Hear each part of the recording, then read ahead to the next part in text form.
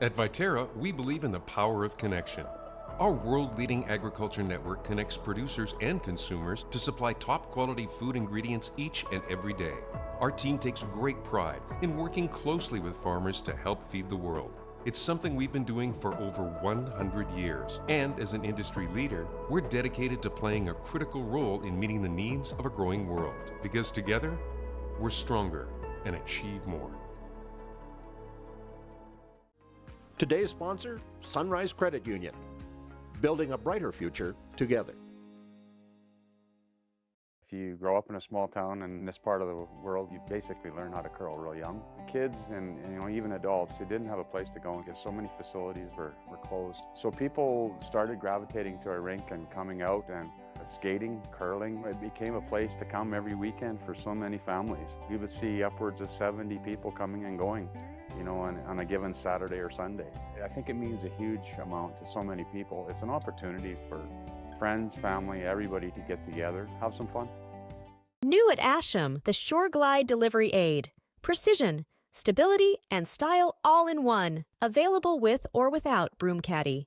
With its durable design, it's built to last season after season. Check out our website at asham.com.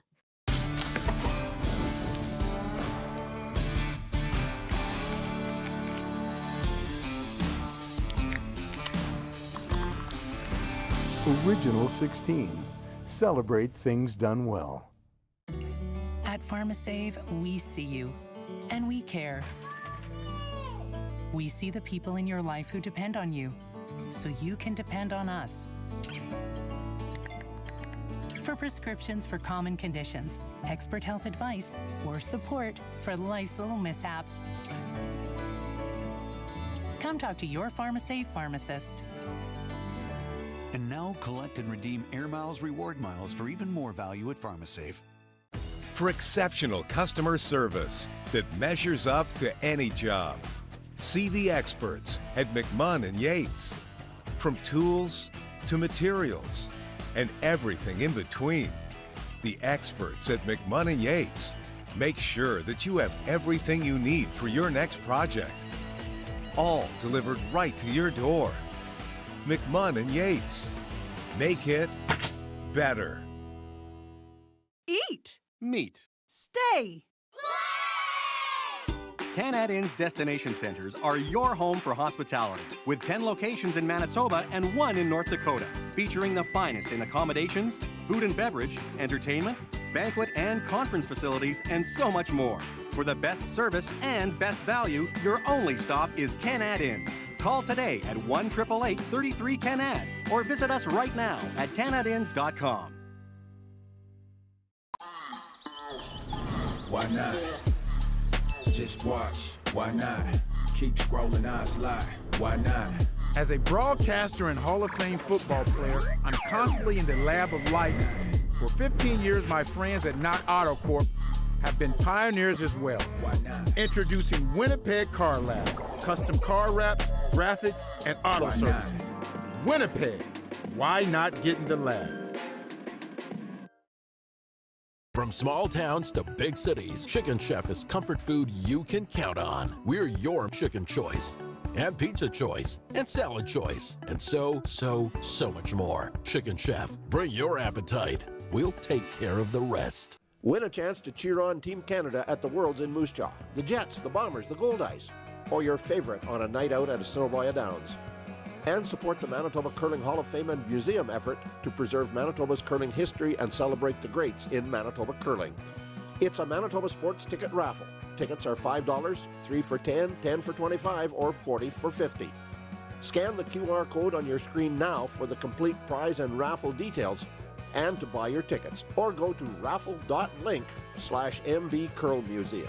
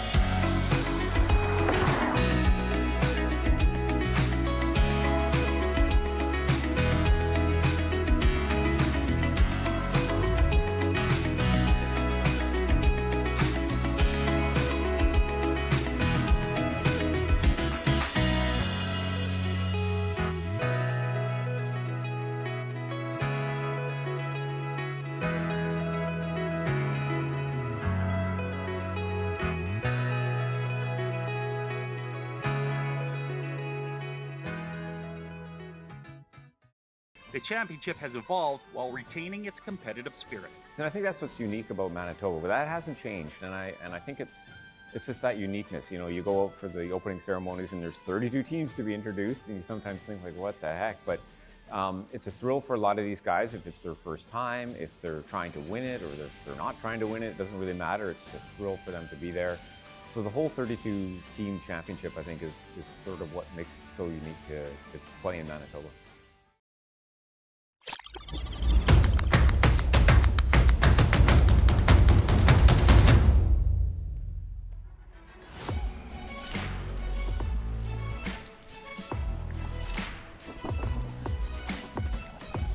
Good afternoon. Welcome to Stride Place Arena, Portage la Prairie, Manitoba. The 2025 Manitoba Viterra Championship, the 2025 Manitoba Men's Championship, the 100th actual men's championship in the history of curling here in the province of Manitoba. Started in 1925 when the legendary Howard Wood Sr. and his team from Granite won the first McDonald Brier Trophy event in the MCA Bonspiel, and they won a trip sponsored by McDonald Tobacco to go east on a goodwill tour where they played across Ontario, Quebec, and into northern United States against the best teams in the country. Resby Coots with Dean Moxham alongside. We've got the game today between the young team from the Winnipeg Fort Rouge Curling Club.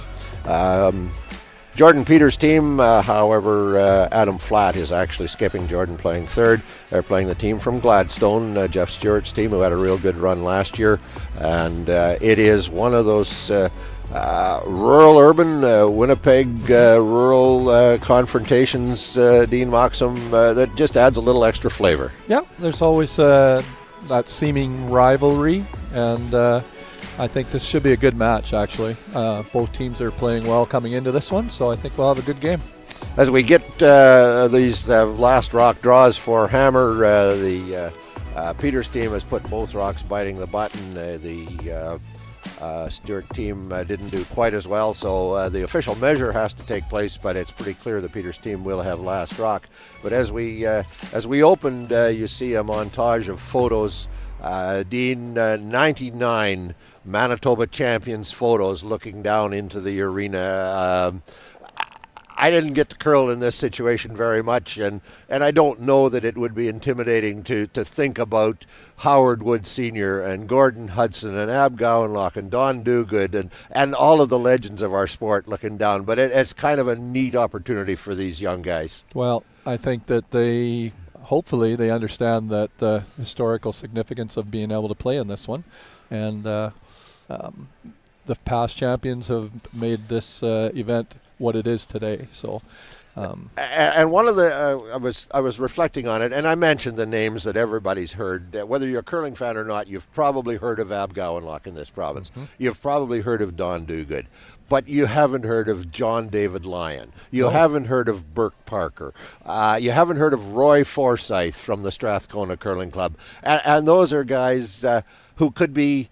There are probably half a dozen teams here who might eventually be a Gowanlock or a Hudson. There are 24 teams who, if they won, will for all time be a Burke Parker or a Roy Forsyth, a one-time champion. But for all time, they are Manitoba champions. And the 100th Manitoba champion. It's a neat opportunity. We're about to introduce the teams.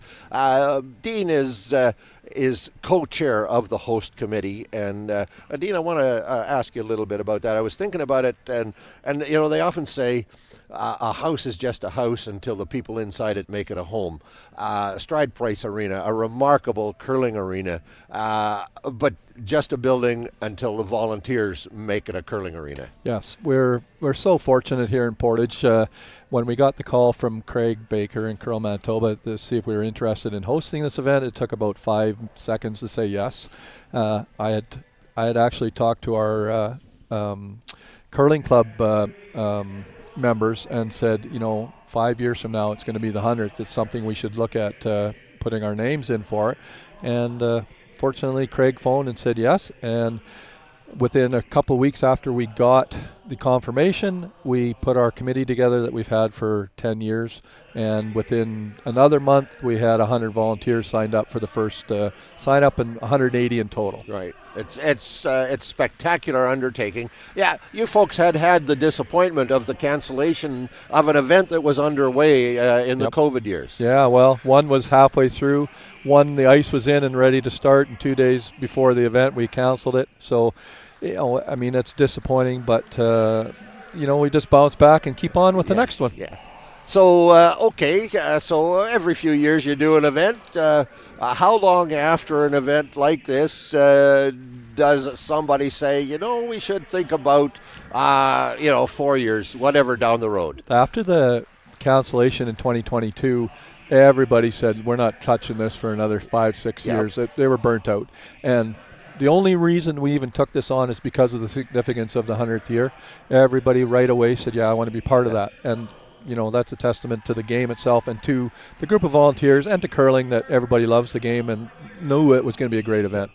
So it isn't so much a case of let's do an event because we should do an event. It's a case of let's do this event because it is. So the next one has to be special, but when that special thing comes along, you'll be at it again. I think sometimes, I don't know, we have maybe big aspirations because we know we can host a Canadian event in here in some different ways. So it might be a few years right now before we take on another one, but I think it has to be the right one to say yes to. Okay, so here's your team lineups from Gladstone. Skip Jeff Stewart, Eric Zamrickett is the third, Alan Christensen plays second, Trevor Calvert, the fifth, is in playing lead. Adam Flatt is the skip of the Fort Rouge team. Jordan Peters, as we mentioned, it is called Team Peters, but Jordan is playing third. Sean Flatt is the second. Emerson Klimke is the lead, and Dennis Bone is the fifth on that team. So as we said at the start, the rural-urban competition always adds a little bit of extra flavor, and we see down Never Bashful, the illustrious Rob Van Comer, one sheet over, skipping a team. A bit of a thrill for Rob, curling with the son of a guy who held the broom for the opening ceremonies, the 1974 champion, and Don Barr. Rob's just a special guy, although I have a lot of fun making fun of him. Well, most people know who he is, and he just enjoys the game as much as anybody, right? And he just wants to be part of everything. So he was trying to find and he did find a good team that got him back here, and I know he's thrilled. So what do you anticipate the start of this game? A youngish team from Fort Rouge, a little older team from Gladstone. Well, it doesn't look like we're going to have a simple first end. I mean, Jeff's not afraid to throw that guard up right away, and I have never seen Adam skip before, so I'm not exactly sure. I've coached against Jordan Peters as a junior player, and he can be a little aggressive also. So we'll see. I'm not 100% sure on the flat side of it here what they're going to do, but right now we're going to get a little offense because they want to get in around that center guard. This is fun. Like the first two games that I did were very conservative opening ends as the guys adjusted, and maybe that's because it was yesterday first day, and now second day they're a little more comfortable in the setting and so on. Well, As always in the arena curling, you know you're going to have some finish, so it's nothing you can't get a rock around in almost any position, so that makes it exciting.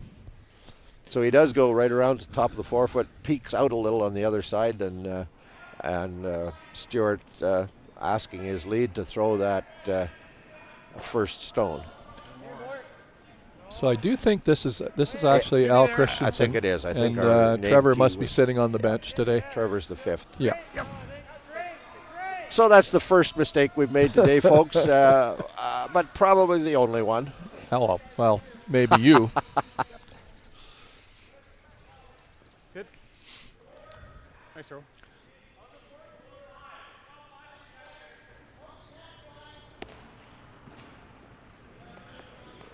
This is a somewhat classic move when you have last rock in the early in the end or early in the game like this. Go in the open and say, Stewart, keep hitting these ones because we're in a pretty good position where we are in the middle of the ice right now. More. So key here is to have this rock deep enough in the rings you can't hit and roll to the button. Looks like it's coming Back eight. Yesterday we found early in the game this was a tough shot in the first end because in your practice ice nothing gets played coming off the center line to the corners. And here it's proven again, you got to throw more weight because nobody's done any breaking down of the pebble in the middle, right? So that was the danger of making that call.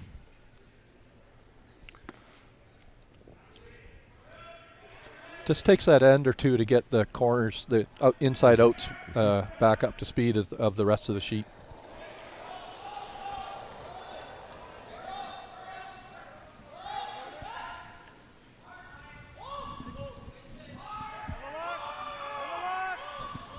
Close.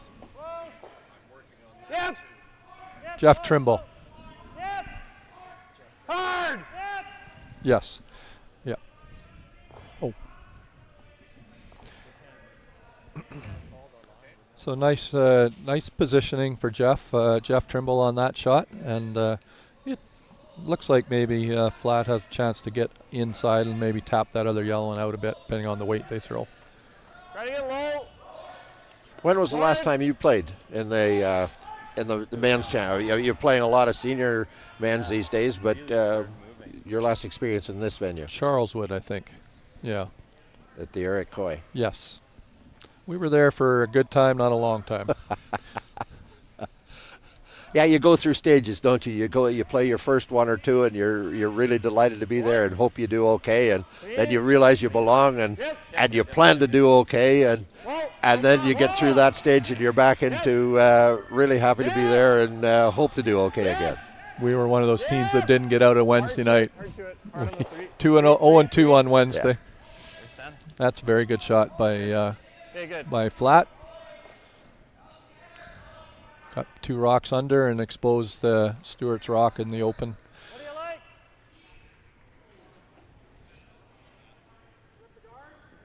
How many different skips did you play in this with? Yeah. Huh.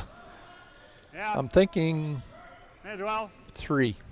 Donnie Spriggs for majority of them. You want to jiggle off that yellow or something. One of the, in my mind, one of the best yellow, players to not have won a provincial championship. I don't know that helps much. And played a couple of years with Dean Dunstone and Peter. Right. And then Randy Neufeld and with a couple of different lineups we played together. So.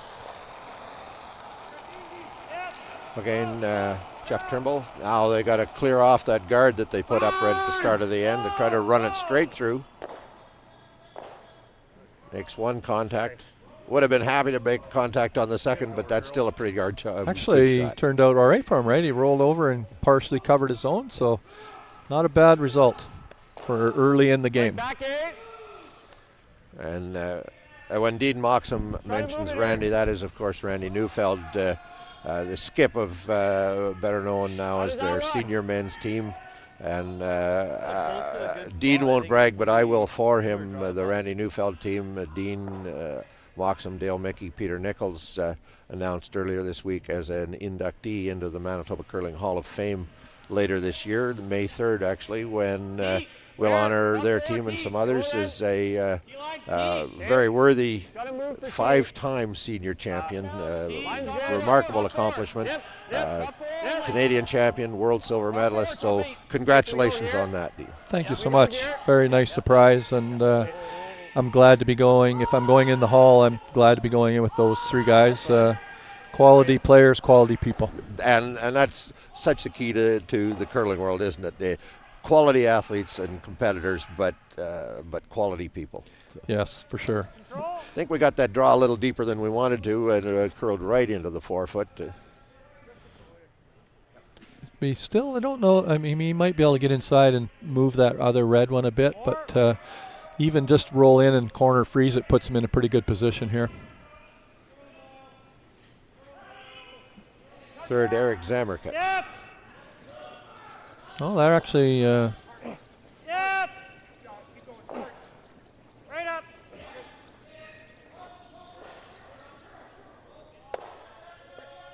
That curled pretty good. Not bad. Yep, not a bad shot. Definitely a thinking end already. It really is. It's let's go for it and right from the start. A lot more fun than the wide open first ends we had in our games yesterday that I talked about. Yeah.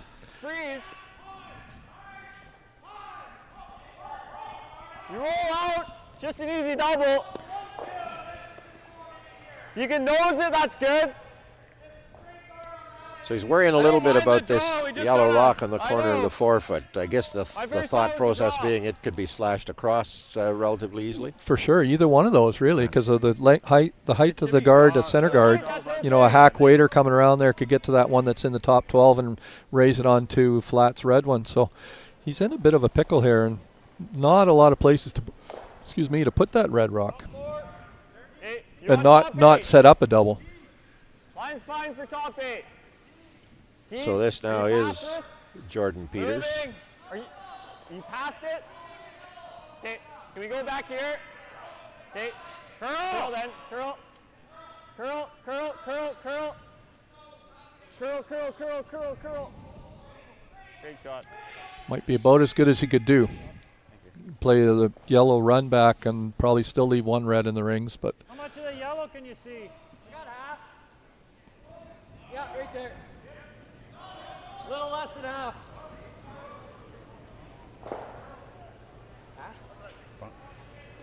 Oh, I think bumper would be fine. That easier, this. Yeah. I guess the only thing in Flat's favor is they do have last rock in this end. And the forefoot is open at the moment as far as, you know, being the reds where they are. And things could change a lot in this end, but right now he's still got control of the forefoot. So Eric Zamerkit, an out turn, he's trying to get past that top center guard and angle the yellow into the two reds. This looks pretty good. That's good. A really good shot for Team Stewart. Yeah, pretty good. Nothing really good there for Team Flat to throw at the yellows. They play a double, they could chip out their own red, and that would be disastrous for them. Wow. It's touching on the top one. On the top one. This one you're saying? Yeah. That's jamming every time. Okay. Thinking. And as he says, jamming every time on both possible combinations. This jams every time. Yellows are very actually well placed for this end for Stewart. High, but you do that too. Do this. It's getting too congested right now. Yeah, heel. Not an easy shot here. Everything's got to be perfect, or he is definitely taking out the red one.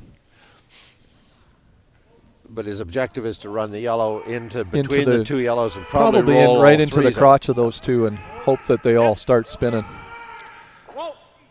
Yep. There you go. That's what they called and made it perfect.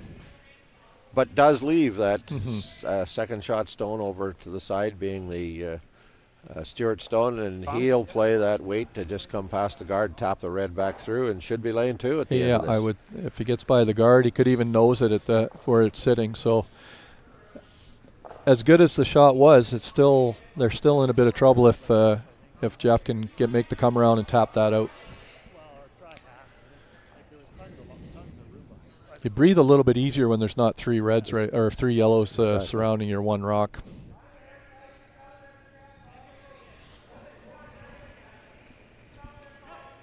Jeff Stewart's first stone of the game, out turned. Close, whoop, curl, curl! Hard! Right to it. Come on, you got it. I got it. Hard, right out. Well, there we go. The end's changed a bit now. Isn't that remarkable? Not that many shots and all gone. All gone. Possibly a blank now. So Jeff Trimble holds the broom for Jeff Stewart, throws second rocks, and then moves into the house to hold the broom for Jeff Stewart. And age maybe is a factor in that decision. Let's just say experience is Jeff Trimble himself skipped at this venue a few times and acquitted himself well. So never a bad thing to have a guy like that who's seen it before calling the line. Yeah, for you. and then you got the young guys down there pounding the rock. Yeah. So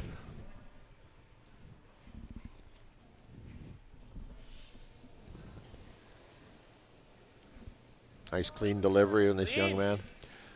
Yep. Whoa, whoa. Whoa. Close. Yep. Yep. Whoa. Whoa.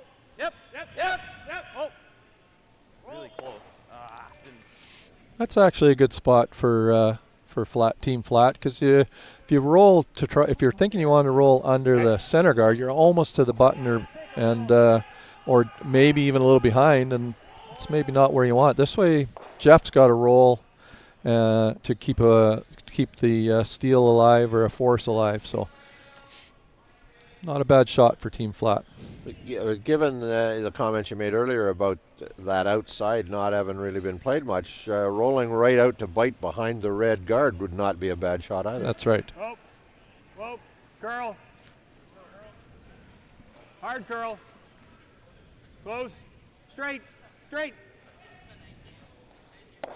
Yep, they were trying. Aiming that way, just got that little lean. And so from an end that had a lot of potential to be a big end for the flat Peters team, they have a last rock opportunity to blank and take hammer into the second end. Very interesting end, though, all the same. Fascinating end.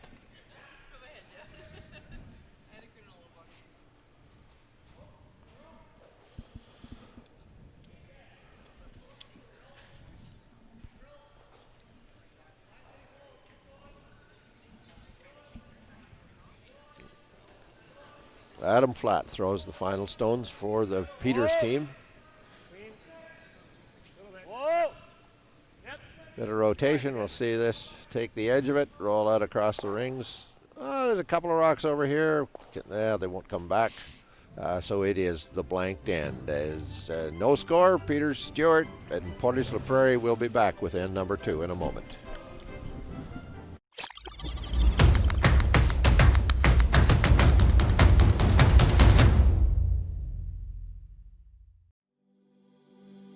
Viterra, helping farmers feed the world for over 100 years, and proud sponsor of the Viterra Championship. At Viterra, we believe in the power of connection. Our world-leading agriculture network connects producers and consumers to supply top-quality food ingredients each and every day. Our team takes great pride in working closely with farmers to help feed the world. It's something we've been doing for over 100 years. And as an industry leader, we're dedicated to playing a critical role in meeting the needs of a growing world. Because together, we're stronger and achieve more. Curl Manitoba is proudly sponsored by Manitoba Pork. Good for me, good for Manitoba. New at Asham, load up and go with our redesigned curling broom bag on wheels. This bag's all-terrain heavy-duty wheels glide with ease. Its solid construction is durable and fits all your curling gear. Check out our website at asham.com.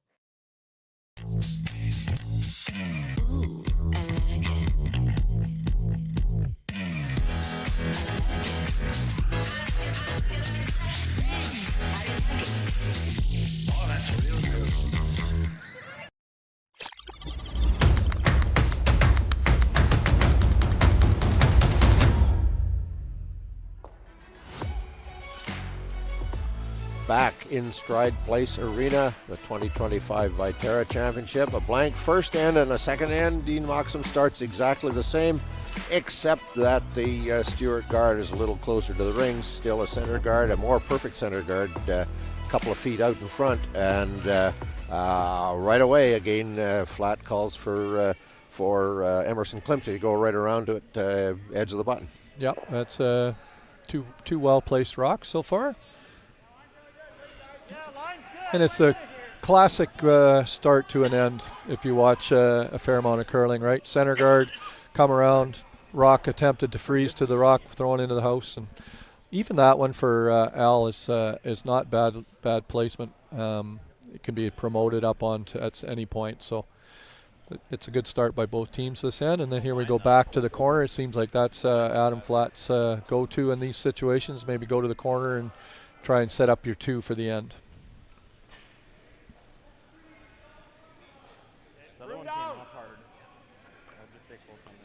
Yeah, if you can put that rock in the back 8 foot, he learns a lot from what Jeff Stewart's call becomes. Does he hit it or does he ignore it? Exactly. They're going to have to work this one. They're going to run out a bit of rings almost over here. Yeah, very well placed. Maybe a little more. Didn't quite stay for second, but I'm not sure that Jeff may ignore it because he is second shot.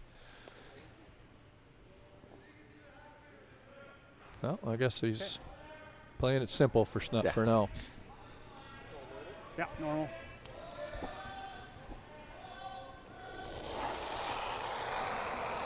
Yep. Deep tuck for Jeff Trimble. Not going to call him an old man, but for an older guy, that's pretty impressive look. That's the classic tuck delivery, Isn't right? Slides 2/3 of the way down the ice, following it all the way. I'd be wincing in pain about the hog line.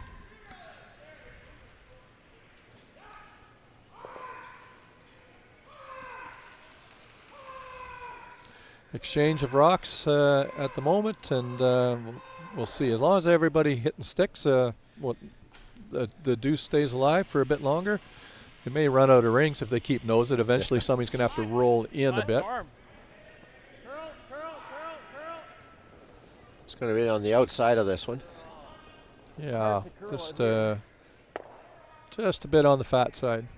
So now that gives a chance for Jeff's team to freeze down on that red rock and put a different kind of pressure on Team Flat. Freezer.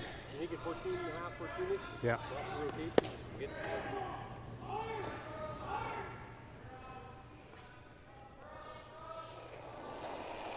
Ice has been very consistent. They're saying 14.5 hog to hog. That's a nice, real nice speed for out here. And I've heard as high as 15 at times, but as long as the curlers find it the same every day, every end, that's all you can ask for.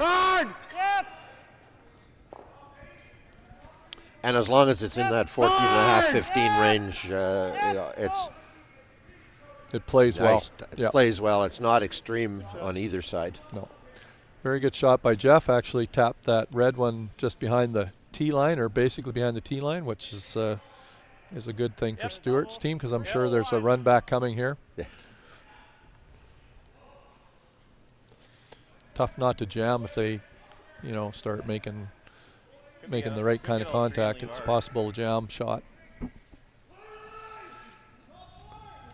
But my guess is, in his mind, his key is to move 2 yellows out of and if he does jam, so be it. Yes. Yeah. Get the front opened up and some space for him to score at some point. Try to move all 3 of the yellows. 1, 2, 3 do, but he does leave 2. He didn't expect to leave 2. No, that was the chance you were taking by hitting the top one on that side. You had to hit it a lot thinner. Advantage Team Stewart. Very much. Into third stones. And that's the product of rolling out with your seconds last rock and then allowing Stewart to come down in there and freeze down and move those rocks around to their advantage, and then the next shot was not executed properly. And remarkable execution on the rock coming around. Yes. Because if he rubs the guard or if he gets a little deep, it changes that equation completely as well. Halfway.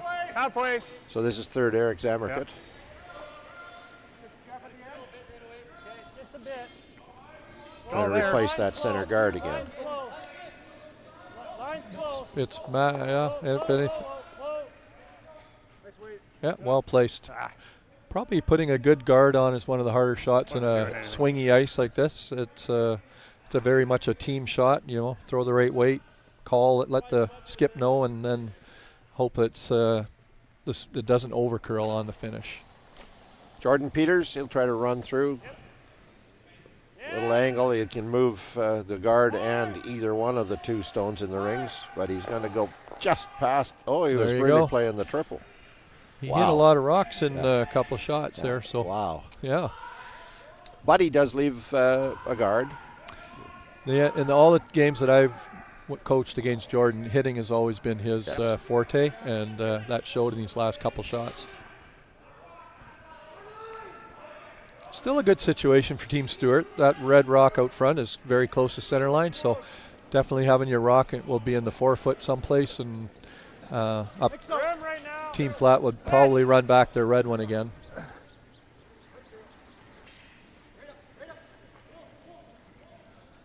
Sweeping it to curl, so just still probably a little outside his broom, and not quite going to finish enough.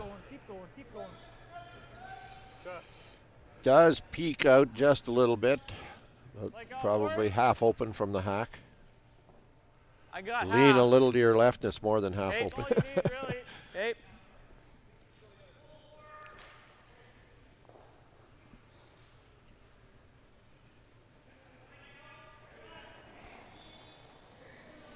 Love to hang in the back corner with this, but that's not the primary. The primary is to remove the yellow.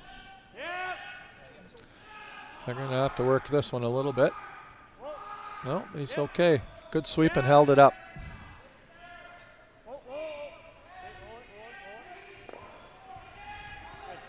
Nice weight control by Jordan. Probably would have liked to roll a little further on that, actually. I think so. Yep. The main thing is to make good contact, and yeah, if everything works out great, another couple of foot roll is helpful. But you got it out from behind, and that's one of the big keys there.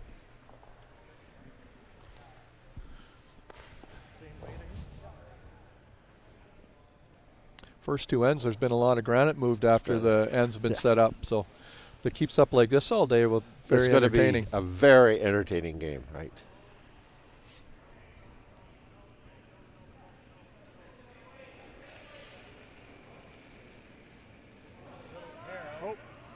Close.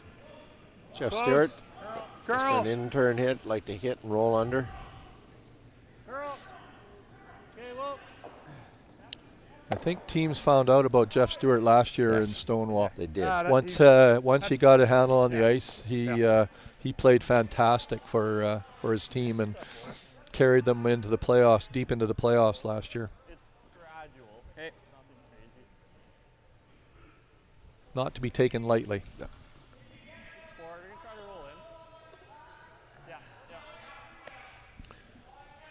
So you heard Adam saying to brother Sean, we'll just try to roll in. Try to get under that red rock. He'll still be in front of the tee line if he gets this roll. That's right. It's worth the risk here, I think. If we're a little deeper and he was going to be behind the tee line, he'd probably roll wide. I think so, yeah. Try and stay in the open.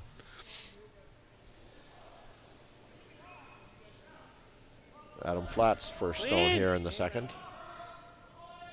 Yep. Yep. Whoa. Yep. Yep. Whoa. Yes. Whoa. No. Very close. Great attempt. Just over curled maybe a rock's width, and does leave Jeff a nice bumper weight shot. And actually there's room for him to probably tuck in a little bit, make it hard for Adam to blank this end.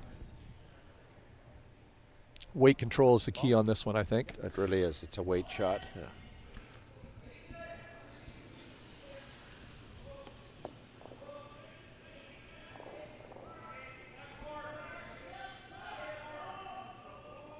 Lots of room. He can roll either way and be under cover, but does want that little inside roll. I think he got that outside of his line just a bit. Hard curl. Curl. So now they sweep for to roll under the corner. Straight. Curl.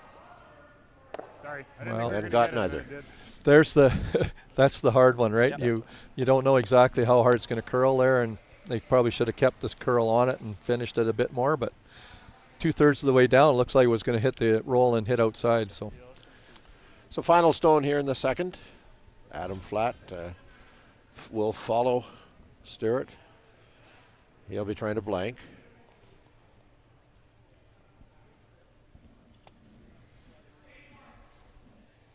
The way both ends began here, you wouldn't have expected opportunity for two blank ends at the end of it. Clean. Adam Flat's out turn hit. Clean. Just keep it clean. You're good. Little corner, rolls out. Real nice throw. Nice throw. Second blank, zip zip after 2. Peters and Stewart will be back in Portage La Prairie Stride Place Arena with the 2025 Viterra Championship in a moment.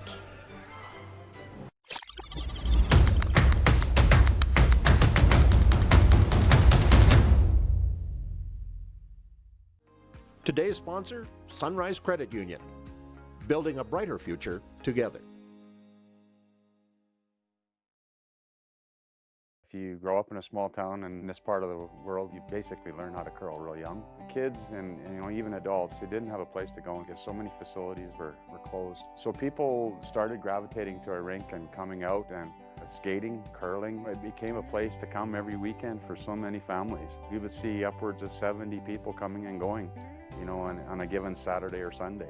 I think it means a huge amount to so many people. It's an opportunity for friends, family, everybody to get together, have some fun. Today's sponsor, Recycle Everywhere. You drink it, you bin it. Why not? Just watch. Why not? Keep scrolling, I slide. Why not? As a broadcaster and Hall of Fame football player, I'm constantly in the lab of life. For 15 years, my friends at Not Auto Corp have been pioneers as well. Why not? Introducing Winnipeg Car Lab, custom car wraps, graphics, and auto services. Winnipeg, why not get in the lab?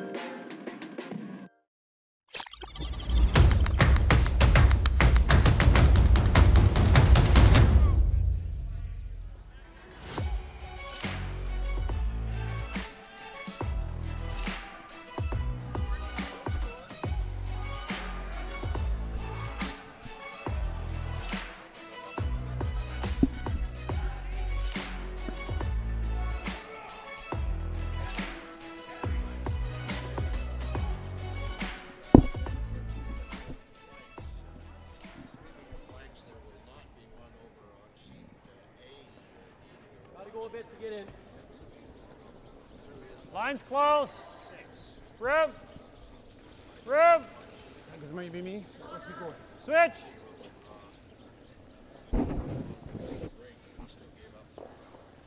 I think either 4 or 5. I'm not sure if the one biter was in there or not. Not a great end.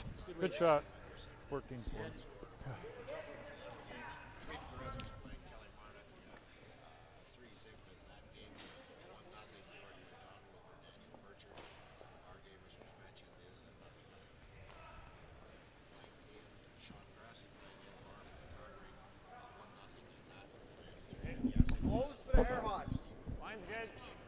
Don't want to. Stopping a foot. Well then, how heavy? Yeah, back 4. Stopping a foot. Okay. Almost back 8. Curl. Yeah, keep going. Yes, it is. So a little different strategy for Adam Flatt to start this end. Instead of going around the center guard, he put his own corner up and then ended up having to follow in Team Stewart, whether they placed their rock in the back 4 or in the 4-foot, and then I think Adam tapped it back a bit. So interesting start to this end again. Just a little bit different strategy to get going. Now, is that a decision by Adam because the strategy he was playing just hadn't worked the first 2, or is he just let's see what happens if we do something different? Sometimes just a different look, right? Just to throw the other team off for a second. Hanging like it's way heavy. Go, curl. Hard. Curl. Okay. Well, while this third end is unfolding, we'll recap the scores on the other sheets of ice. Steve Irwin just drew 4-5 to lead Devin Weeb from Charleswood 5-2 playing 3. Sean Grassi leads Ed Barr and his Carberry team by a single point playing 3. Our game, as we've said, 0-0. Jordan McDonald playing just still last stone in the second end. McDonald with 1 in the first against Daniel Burchard. And Reed Carruthers scored 3 in the opening end. They're just measuring on the second to see what's going on there.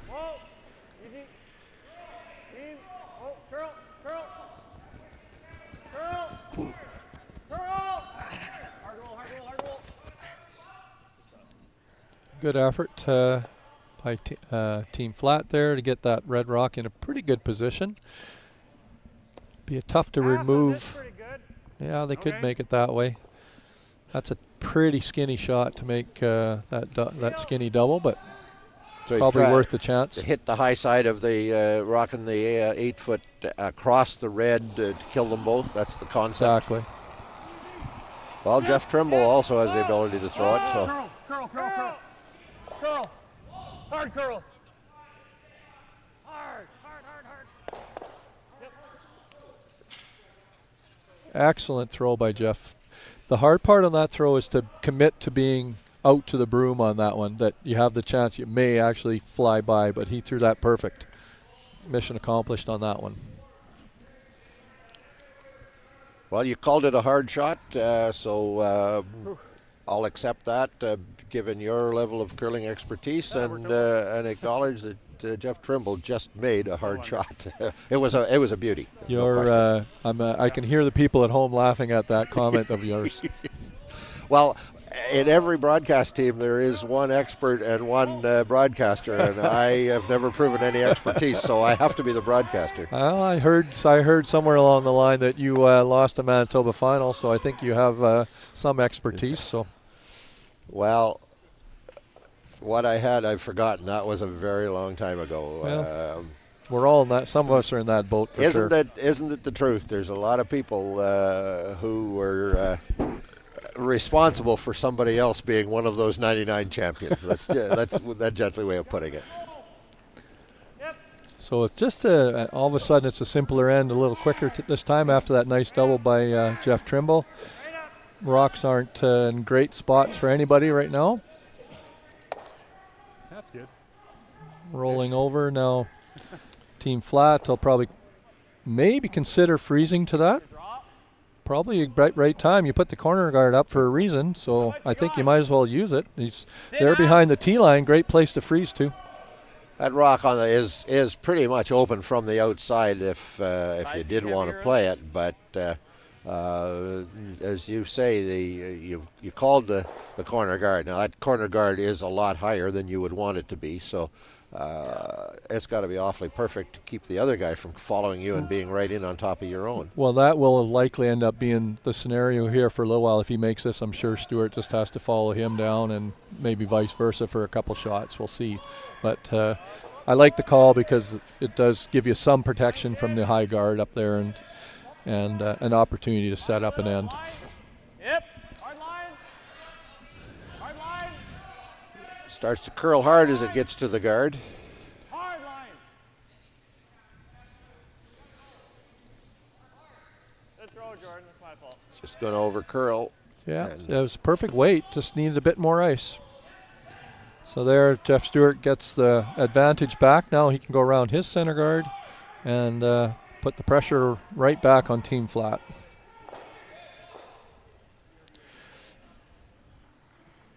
Technically that was, not a bad miss, but a miss, and that creates an opportunity for Jeff Stewart that they always say if you are handed a miss, you better make the next one. You have to make the next one.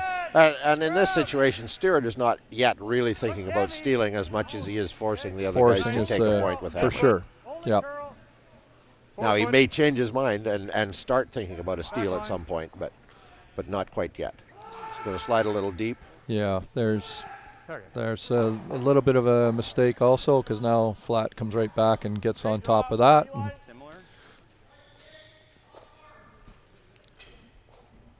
they've taken quite a bit less ice to go to the center on this turn than even going from the center out to the wings there, as we saw a couple shots ago. So few of the spots are starting to straighten out a little bit by the looks of it. Careful. Can't bounce. Is he bouncing? Okay, curl then. He's not going to curl in quite enough. He's going to slide. He's going to tap the corner. Oh, barely. Just grazed it and slid in behind. Yep, just that 5 feet heavy, and the rock reacts in the appropriate way. It just runs a little straighter. And that combination of two shots, both effectively slight misses, now creates a time when Jeff Stewart might think about trying to steal. I think he's in full steal mode now. If he puts that rock dead center on the one that's just behind the button, he's Flats are going to have to play a run back of some kind to hopefully get themselves out of trouble.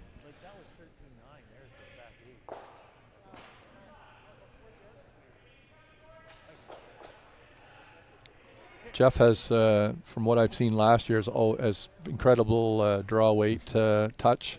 I feel like this one will likely be very close to where he wants it. Great opportunity for them.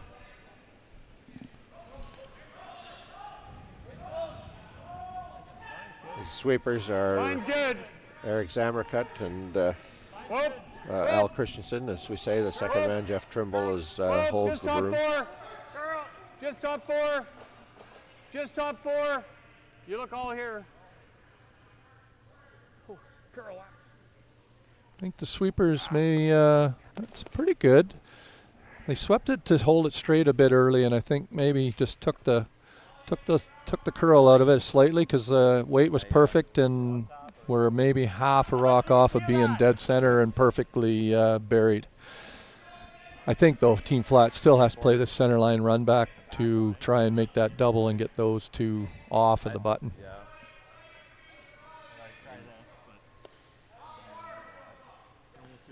Even if he knows, not the end of the world. I just don't want to do too cute, right?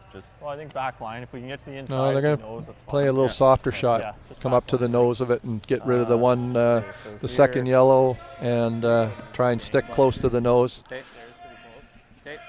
Looking like they'll come in here, tap that back, get him going out this way, and sit on the face of that, and that would bring the red one in the back into play if Team Stewart makes a mistake. Really nice drawing there, wasn't it? Not bad. Good first effort. My new grandson would be proud of me.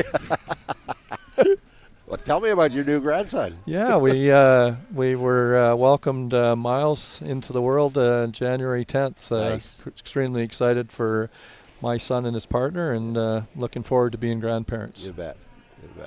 So we'll see if Adam Flat can make this little tap hit kind of shot past that center guard. Curl, hard curl.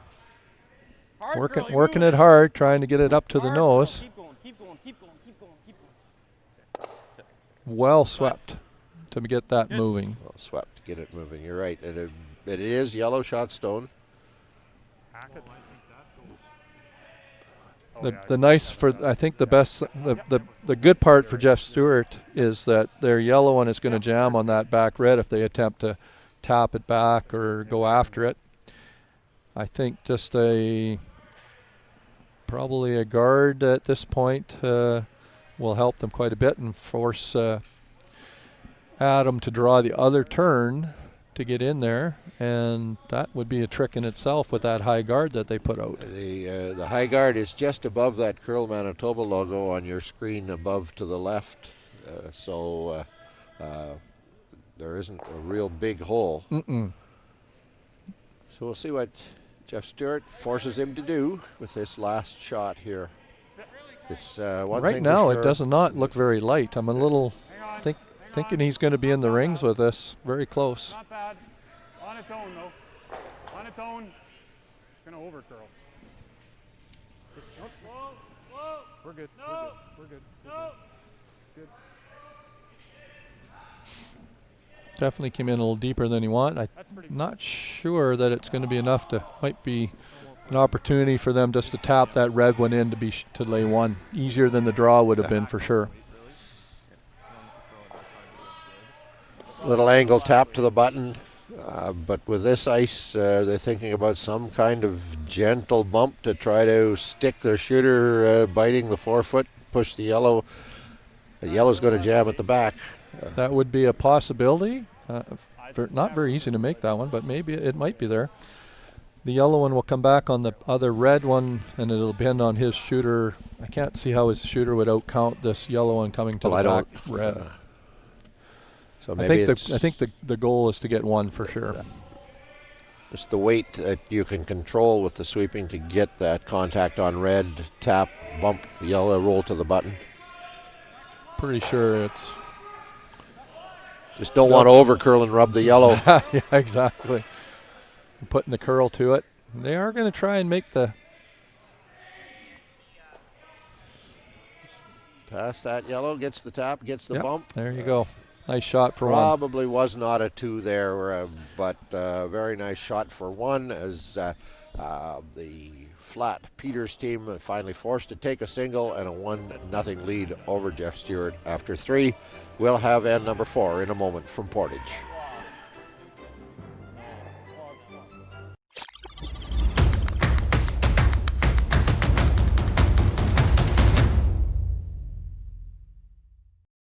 Today's sponsor, PharmaSave. Canada's community pharmacy is proud to support Canada's community game. At PharmaSave, we see you, and we care. We see the people in your life who depend on you, so you can depend on us. For prescriptions for common conditions, expert health advice, or support for life's little mishaps, come talk to your PharmaSave pharmacist. And now collect and redeem Air Miles reward miles for even more value at PharmaSave. We hope you're enjoying this Manitoba Championship Curling, brought to you by Seagram's VO, integrity, tradition, and craftsmanship. For exceptional customer service that measures up to any job, see the experts at McMahon & Yates. From tools to materials and everything in between, the experts at McMahon & Yates make sure that you have everything you need for your next project, all delivered right to your door. McMahon & Yates. Make it better.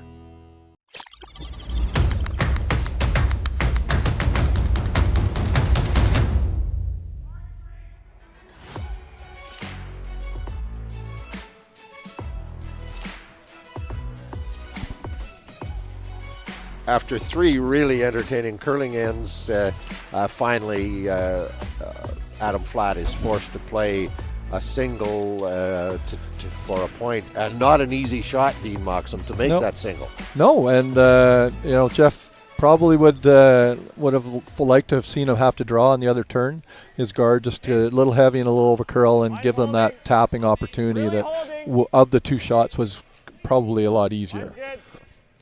Another entertaining end, though. Oh, very much. And now we see the reverse happens with the red, the Peters team center guard just short of the rings, about 3 feet, and Stewart right around, and Flat around again. Jeff Stewart's team has done what they had to do. They wrestled the hammer away with only giving up 1 point over the 3 ends, so they should feel pretty good as they head into the 4th.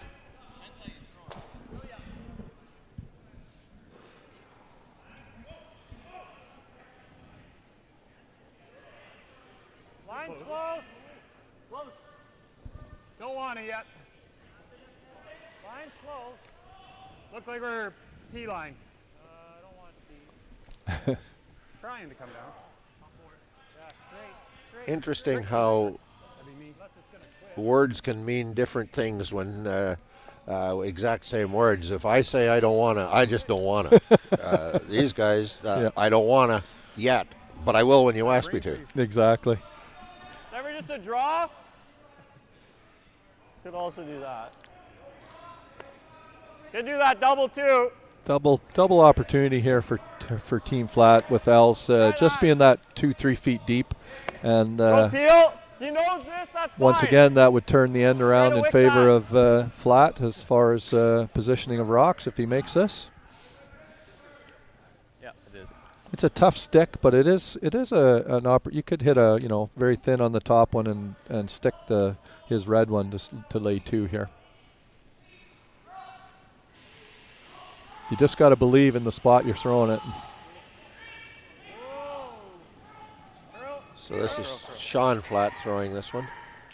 He is going to get the outside. He's just going to miss that shot stone. Yep. Actually, that works out well for Jeff. If he's just going to drop one in there. If it was me, I would just lay that right in that hole. See, and there's the difference. If that was me, I would be trying to lay it right in there. But see, you say you would just lay it in there. I would. It's all about the mind, positivity. Well, really, the game is like, it is, a lot of it is mental, right? Absolutely it is. Everybody's got the ability to throw the rock. It's whether you believe you can make the shot or not.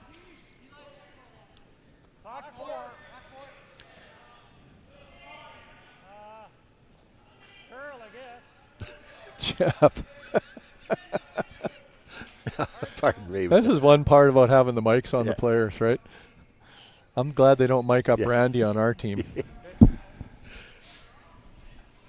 Oh, just that much heavy for Jeff. That not exactly what he wanted out of that shot. So. And that little extra weight was the reason he didn't get the curl quite sure. that he was wanting, and that's where the confusion came from. What do? Do we sweep and try to roll a little out, or what do we do? Speed was, he probably thought he was good coming out of the hand, but just that 6-7 feet too much, and double opportunity here, and momentum goes back and forth right now. It does. It does. This one is pretty narrow too, but so I'm not thinking I don't think the double's happening on this shot. Fairly tight to the guard. He's going to get to the yellow and angle corner himself on his own redstone. Not the worst in the world. Jeff's right here. Yeah, I think that's not a bad call. The angle raise coming around the other side of the guard is there to knock Jeff out of the 4-foot. So everything's about placement at this point, just to keep the pressure on team flat here.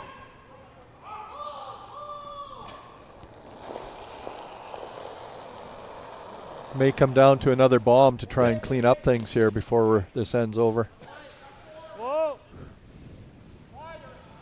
Line's good. Line's good. Back tee. Straight. Straight. So he wants to be biting the back of the 4-foot with this one if back it's tee. past these rocks high in the rings. Yep. Whoa, whoa, whoa. Shot. Looking like they're laying two. May well be. That's tough to be 100% sure, but it's certainly what he wanted. He wanted that rock back there.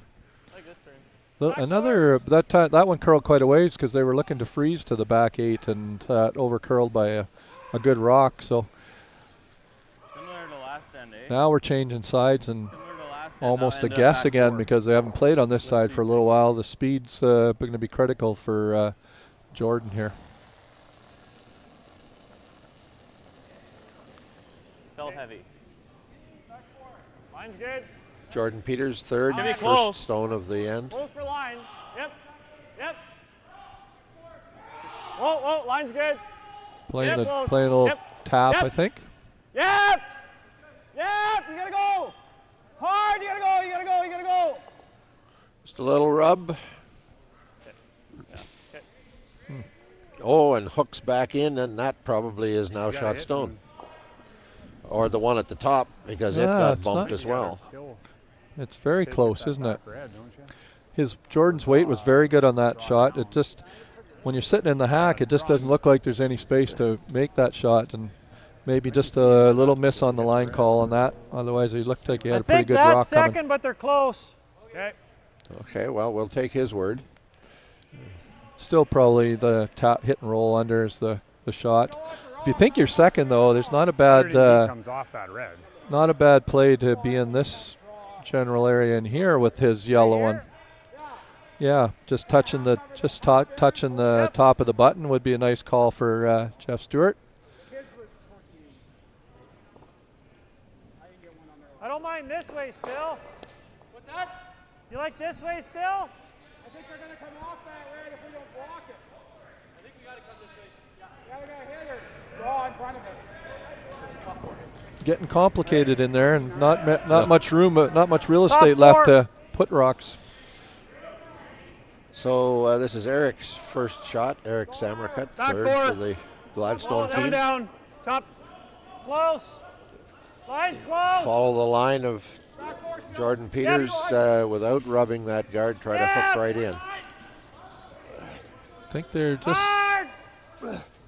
This one's taken off a little bit. Gonna rub. Pretty good spot, I think. Okay. Not bad. I think that's all right. Yeah. It's okay. Yeah, it's. I think he can play the quiet, Just right. a hit and roll. Little bit quiet weight, just getting inside and getting in for definite second shot and Like a board. surrounding that lone red one or yellow one at that point.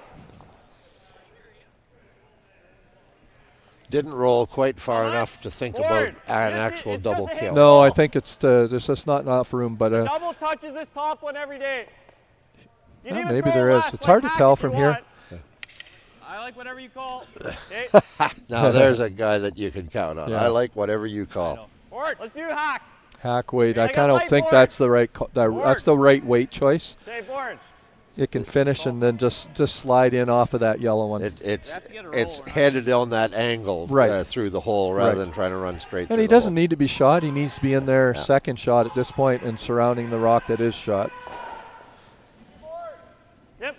Yeah. So a Hard, touch you gotta finesse shot for Jordan Peters, who, Hard, you gotta as Dina said, is a hitter. Hard, you gotta go. Well, this one is taken off on them. I'm not sure this is what they were hoping for here. He's going to just touch that Yeah. guard. That, I don't know, something didn't work out quite right there. That center guard really wasn't a rock that should have been in play. So might have picked on his release. I'm not sure. They're not. Good third would look back and see what he hit. Go back and clean the ice a little check bit. that spot. That's what I used to do. Every time I missed, I went and looking for something that was on the ice. The trick my dad taught me a long time ago was just go and flip the rock over and clean off the bottom of it. Same concept.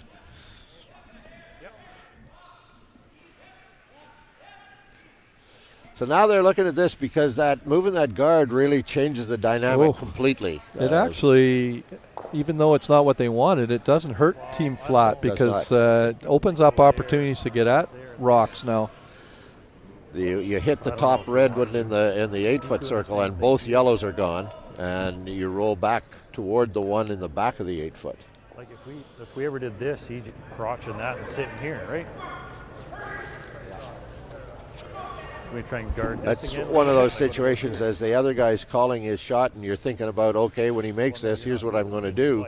And now all of a sudden you've got, holy Dinah, he didn't do that, and what are we going to do? This is, actually it's fairly complicated. It's because he's got to look at all the different angles and options. This the rock on the right-hand side is, well, as we're looking at it, is, I'm almost wondering if they don't need to promote it into there somewhere. It's almost the same shot. I feel like if they're guarding the one, but the double on the top of the reds, I think still accomplishes it for. I think this double here hits that yellow and that yellow, because if he puts his guard up over here, he takes away the one. But I think this angle raise still can still help Team Flat. Well, they've figured it out. We'll see. Well, they hope they figured it out. When it's that much granite in the middle, you're never 100% sure what's gonna happen. Easy. Whoa. Just at the end. Close for top 8. Top 8. Still top 8. Coming down a bit. Little curl. Whoa, no. Sit. Man.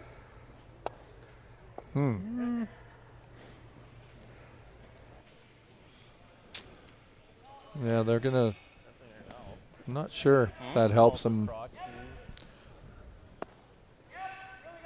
I think that's really what the shot they got to go after right now. And this is corner frozen. Sorry? And that's corner frozen with that. Yeah. She hit that one. The other shot I'm looking at, and maybe that might work for Team Flat, is to come straight in here, hit this in the crotch. Red goes and kicks this out this way. It's either this. This could spin up, and they could leave their two reds sitting right there. That's a possibility also. What do you like? My first thought was the crotch. Let's I play just think we can get more out of it. Well, they've given the young man from Fort Rouge something to think about. Shouldn't move a ton, eh? I like this call. It's not going to be going slow. No, and I like this call. The yellow one that's right beside his broom should spin uphill. This one goes, and the other, he could move all three in pretty good fashion there. Should come up a little bit. Leave the guy at the back. Should leave him laying one, possibly laying 2 reds maybe.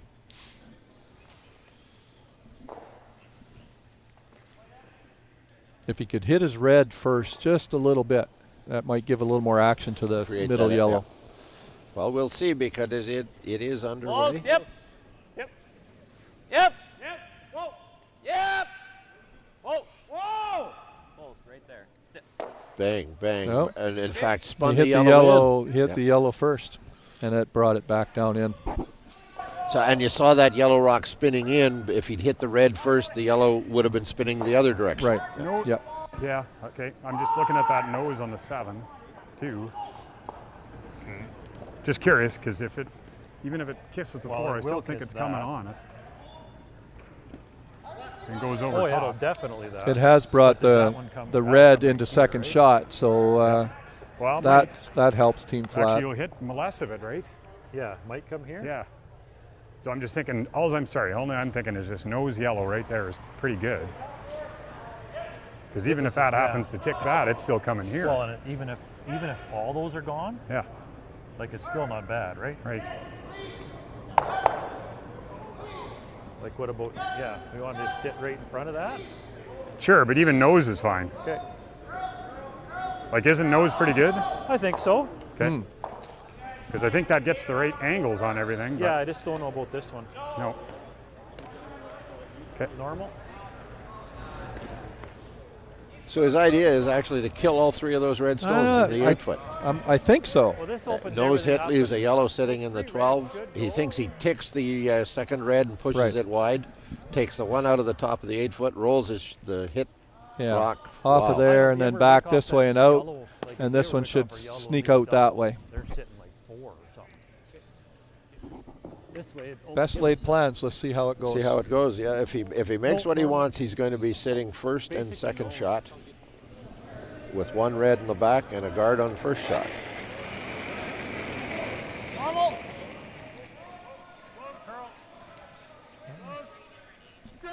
Curl. He's going to be very close to the nose, which is what he wanted. Bang, bang, bang, bang, bang. Oh, and he jams at the back of the 12 or the 4 too foot. bad. Still a decent Got situation. shot rock guarded now, and and the question whether the yellow one on the back center line is second shot, and yeah, there'll be a little bit of look in there. Yeah, you could play that if you really wanted to. Yeah, but it just could go bad. Probably. If I get under here, let him play that. Let him play that, and it's only ever for. Is it 2? Are they probably. 2? Max. Time-consuming end, but a very interesting one. Yeah. Probably play a lot of angles to deal with. Yeah, I think that's soft. Or do you like a little less? I wouldn't even. No, I think soft board's good. You just don't want to get too far out there, but yeah. So they're just going to go back and try and eliminate the one in the back 12 or back 4 foot, and then say, make your 2. but if they get the right action on these rocks, they can actually roll up a little bit and come up inside. be shot stone buried. Right, could spin up into this area here, and then that helps, definitely helps them hide better. Adam Flat's final stone here in the 4th.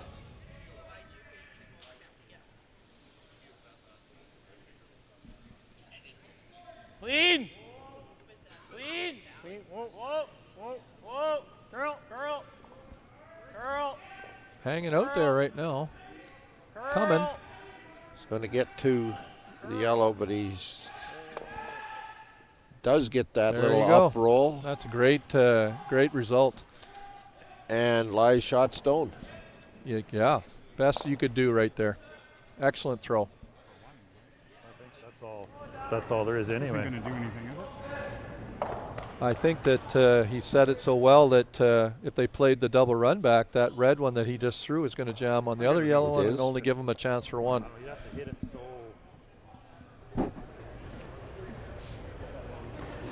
half, it'll go a little ways. Yeah, like I'm wondering if it has enough jam to. It's probably worth. It's probably worth the chance if he can hit it on the nose to play it here, and see if there's any spin action off of this yellow and out this way. It may give him an opportunity for two. If you want to take that on. I guess if you miss, you're only giving up one. You're down two after four. It's not the end of the world, but there's. Oh, they're looking at something different. Oh, okay. Trying to hit the outside of the red and see if it pushes see if it kicks it, straight across. Trying to hit this thin. Like that. And hitting that straight that way. Tough shot, this one. Peel, yep. I should just put the pen down and never pick it up again. No, you're doing a superlative outstanding job. So you heard him say it is peel weight. He's got to hit the edge of that outside red stone, try to jam it across, bang, and push that red rock right out. He's going to miss the whole thing. Yep. Well, my description was we'll great. We'll never know now. We'll never know. Outstanding shot by Adam Flatt to take away a potential couple from the Gladstone team, and in fact it is now two for the Team Peters, the Adam Flatt skipped team from Fort Rouge, and Stewart from Gladstone still to get on the scoreboard. Resby Coots and Dean Moxham will be back with end number 5 in a moment.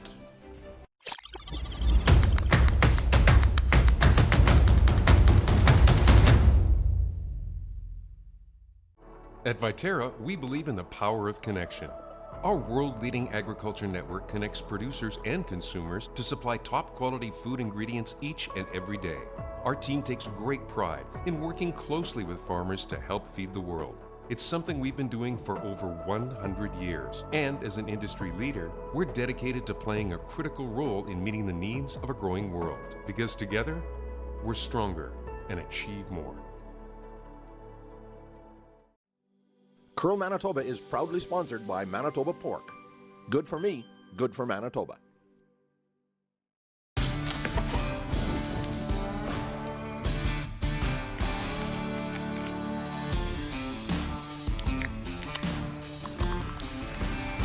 Original 16. Celebrate things done well. Today's sponsor, RME, right by you.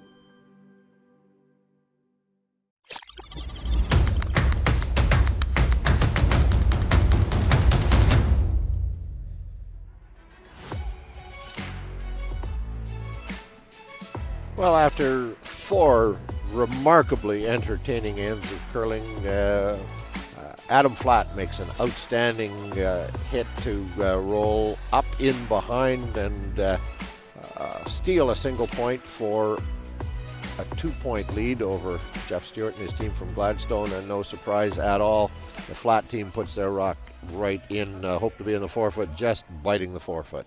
That's really an ideal location to start this end, and now they may try and drop it 6 inches short of the rings, touching the center line, so it can't be ticked off of the center line. That's the goal. Line's good. Curling lots. It looks like another interesting end starting here because Jeff's got to get a little bit more aggressive with his game calling to try and get a couple back this end. That, a very long end last end, a very interesting end, and we both know curlers well enough to know how much those teams both really enjoyed that end. All of the angles, all of the thinking, all of the what can we do's. But it is a timed event, and we can't see the clock, and they're not in desperate shape. But at some point you have to be cognizant. We used a lot of time that end. They probably did use a lot of time, but I found them not really having a huge discussions. Right. They looked at it over and then made their call, and away they went. So it looked like it was an opportunity for Stewart to get more than one, and so you do take your time in those situations. And then Adam had to turn around and make a great shot to save the end for himself. Yeah. So those are the ones that do take time, and then they worked out for Team Flatt.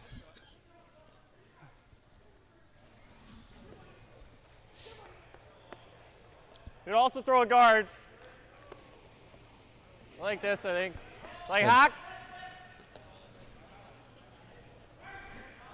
Jeff's team didn't quite get that in the spot they wanted, but they've got a nice setup already, a couple of what you would consider corner guards, and, you know, taking the play away from the center line eventually here, even with this hit and roll. Jeff's got a good start to the end. Easy. Easy. Whoa. Curl. Only down 2 early in the game. He doesn't need to panic yet, but one more point for Flat represents a problem the way those lads can hit. Yeah, you don't want things to get too far. Well, that's a definite advantage, Team Stewart there.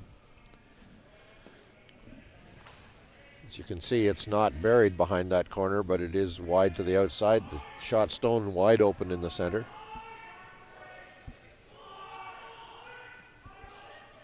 So now does Stewart try to bury it, or does he try to roll wide to split the rings? Originally he indicated going under, but I think his second call here now is to roll over to the open side.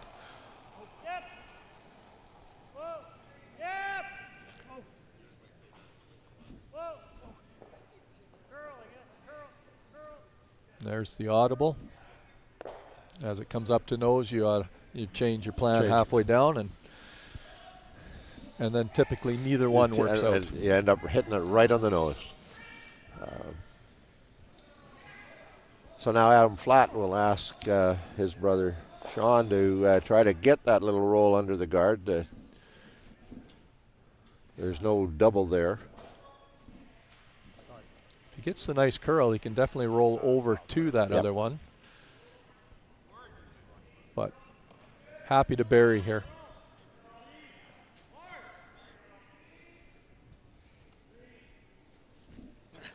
He's just going to get to the center line, but knows. Even the young guys are feeling it after a little while.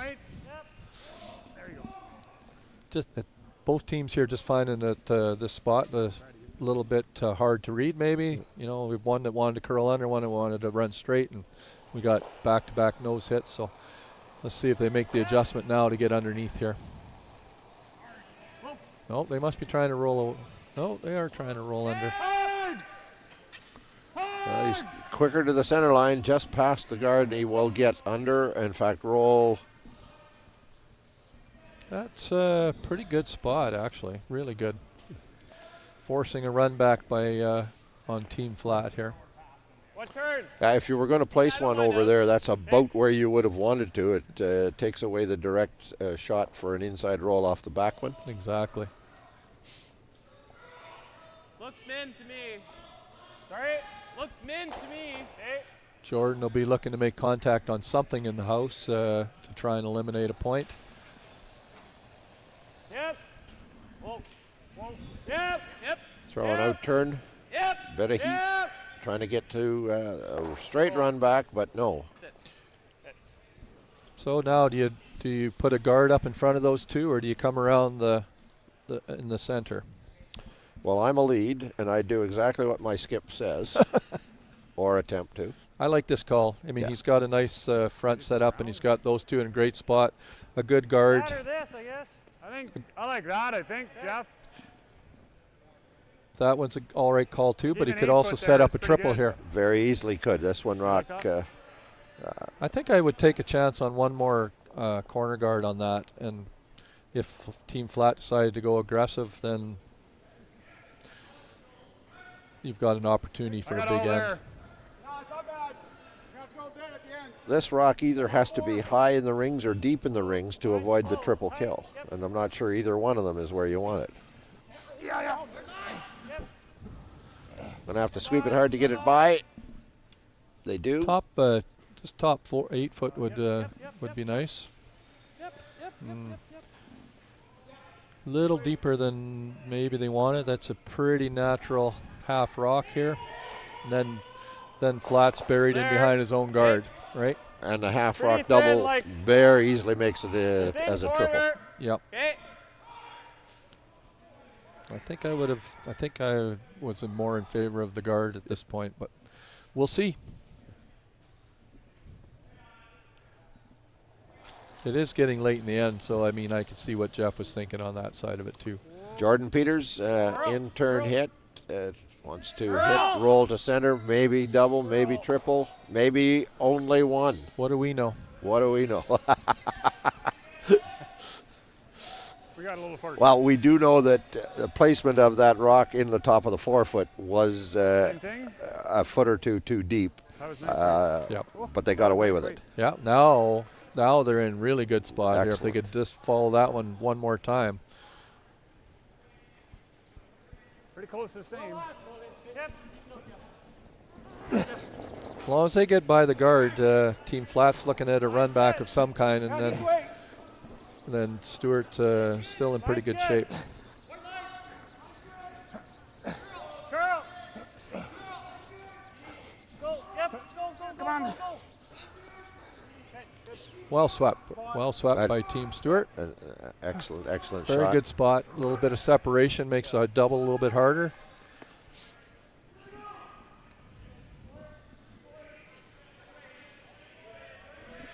I think we're playing this first. And then Team Stewart at the moment is taking advantage of the missed shots on flat side and putting rocks in great place to put the pressure on.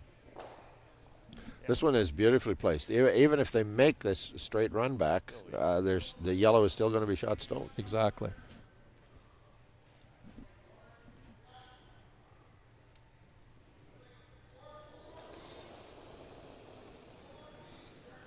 Yep. Oh. Yep. Whoa. Whoa. So the Adam Flat run back. Whoa. Red against a pair of yellows. He's going to get one of them. He's going to roll across the face of the other. Making contact with something was key in that shot. He did open up that center, the rock that's left on the button. He did open that up, so Jeff's probably going to have to put it somewhere where it kind of covers it off a bit. Yeah, he should. Could come like this way. Yeah, but unless you want to try coming here, just miss that. But I'm good because I don't know what the ice will be there. But yeah, it's hard to get it over curl to here, probably, isn't it? But it's probably hard not to get it. That red rock rolls into a tough spot because they can't. Yeah. It's left that yellow rock wide open up the center. And tough for Jeff to sort of cover it off. I think. And if it's not curling, you're still going to plug the hole. I feel like the intern around that guard has a chance to get over there and at least give it a bit of coverage. But this one's going to be a tough one. Maybe they're best off just putting it tight to the rings and hope it's got a little bit of cover on that one.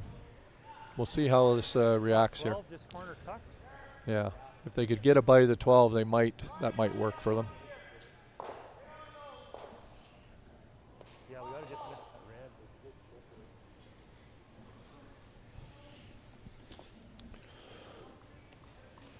that red. Edge of the 8-foot, not a draw shot they've played very often. No, usually a little not wider, in this right? line, yeah. Yep. So we'll see if they've got it figured out, trying to get tight to the top of the rings, bite the top of the rings, just a little under the outside one. Line's close. Close. Yep. Straight. Off. Yeah, that's really hard to really get placement on that much. Trying to get a little tick to roll Yeah, back. Jeff was looking to tick off the guard. Okay, that just went sideways. That was always going to be a hard way to make that shot. I think that the intern draw around that guard, I think they could have carved it at the end and got it over to where they were looking to get it. But You can almost throw Norm if you wanted. I think good control. So they have left that shot right up the center line. Be an intern hit for Adam Flat. Control weight, try to roll. Can probably roll either way, actually. Yeah, I think there's room. Good control here. Well, he's going to keep his weight up, so I'm thinking he's probably going to try and roll under the two guards.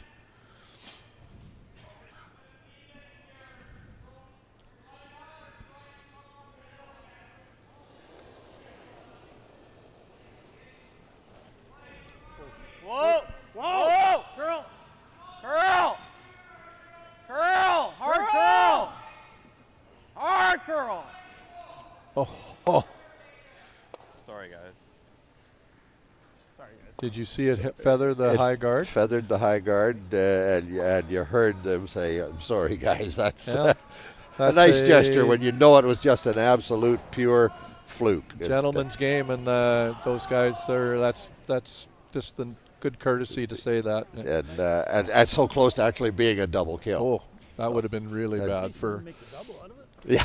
Great luck and bad luck for Jeff. Yeah, now they have the opportunity for an open hit they for get two. the deuce. Yep. When they started this end, that's what they were looking for. So it is the final stone here in the fifth. Clean. Nose hit, stick for two. Clean. Clean it. Nice. Nicely done. 2-2 tie after 5.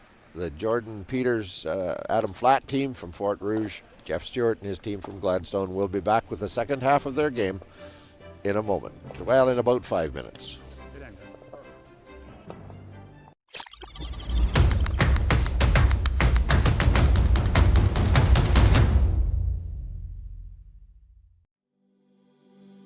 Viterra, helping farmers feed the world for over 100 years, and proud sponsor of the Viterra Championship. At Viterra, we believe in the power of connection. Our world-leading agriculture network connects producers and consumers to supply top-quality food ingredients each and every day. Our team takes great pride in working closely with farmers to help feed the world. It's something we've been doing for over 100 years. And as an industry leader, we're dedicated to playing a critical role in meeting the needs of a growing world. Because together, we're stronger and achieve more.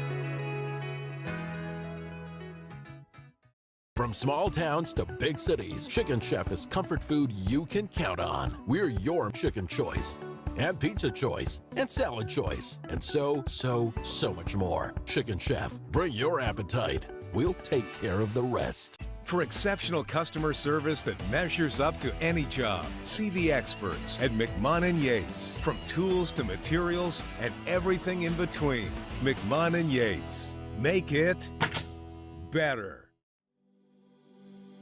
Today's sponsor, Co-ops of Manitoba. Eat. Meet. Stay. Canad Inn's destination centers are your home for hospitality, with 10 locations in Manitoba and 1 in North Dakota, featuring the finest in accommodations, food and beverage, entertainment, banquet and conference facilities, and so much more. For the best service and best value, your only stop is Canad Inns. Call today at 1-888-33-CANAD or visit us right now at canadinns.com. Today's sponsor, RME, right by you. New at Asham, the Shore Glide Delivery Aid. Precision, stability, and style all in one. Available with or without Broom Caddy. With its durable design, it's built to last season after season. Check out our website at asham.com. Today's sponsor, Recycle Everywhere. You drink it, you bin it. Win a chance to cheer on Team Canada at the Worlds in Moose Jaw, the Jets, the Bombers, the Gold Ice, or your favorite on a night out at Assiniboia Downs. And support the Manitoba Curling Hall of Fame and Museum effort to preserve Manitoba's curling history and celebrate the greats in Manitoba curling. It's a Manitoba sports ticket raffle. Tickets are $5, 3 for $10, 10 for $25, or 40 for $50. Scan the QR code on your screen now for the complete prize and raffle details and to buy your tickets, or go to raffle.link/MB Curl Museum. Today's sponsor, PharmaSave. Canada's community pharmacy is proud to support Canada's community game. At PharmaSave, we see you, and we care. We see the people in your life who depend on you, so you can depend on us. For prescriptions for common conditions, expert health advice, or support for life's little mishaps, come talk to your PharmaSave pharmacist.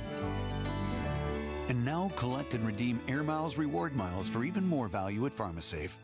The championship has evolved while retaining its competitive spirit. And I think that's what's unique about Manitoba, but that hasn't changed. And I think it's just that uniqueness. You know, you go out for the opening ceremonies and there's 32 teams to be introduced, and you sometimes think like, what the heck? But it's a thrill for a lot of these guys if it's their first time, if they're trying to win it, or if they're not trying to win it. It doesn't really matter. It's a thrill for them to be there. So the whole 32 team championship, I think, is sort of what makes it so unique to play in Manitoba.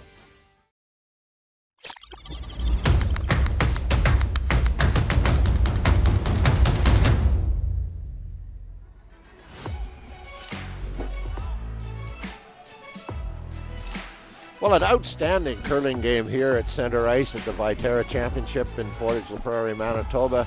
A couple of blank ends, a force to a single, a stolen single, an opportunity for maybe more, but eventually a deuce to tie the game.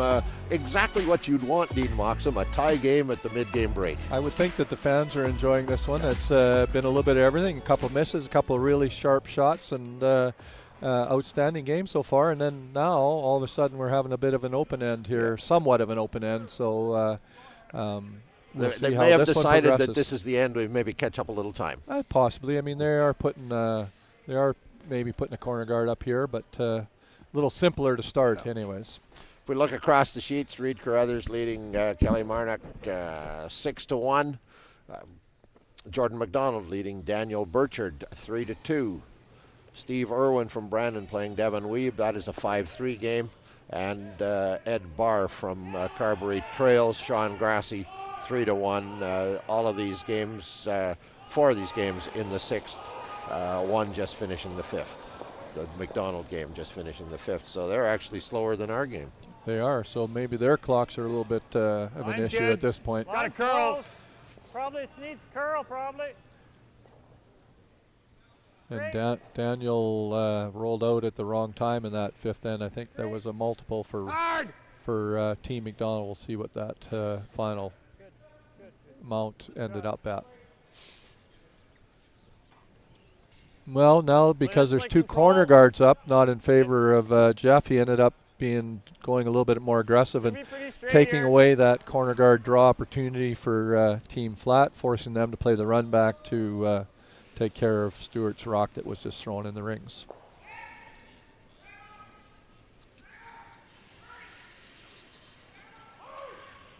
Control. Sean Flat. Yep. Whoa. Yep. Hard right to it. Is he hanging as a biter? He does. Very good shot. Yep. Something, it's just a little biter, but it's really is a rock that Jeff can't ignore without the hammer this end. So out they go to the farthest reaches of the 12-foot to attempt a nose hit on this or roll in a sliver. Yep. Whoa. Yep. Going to be nicely to the nose. He will roll. Will he roll too far this time? Hard. He rolled under.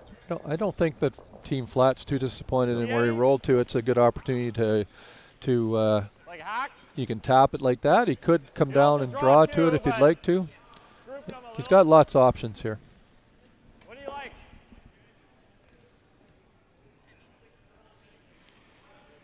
In the Burchard McDonald game, Team McDonald stole 3 in the 5th end to take a 6-2 lead. That was an unfortunate rollout at that moment in time. Yeah. So the Team Flats decided to play the hack weight, come around, tap, and roll into the corner to a little less aggressive shot and keep the possibly the blank alive. He's past the guard. He will get that contact and the roll. Not a lot of roll, actually. Nice weight control there again, and well managed by the sweepers.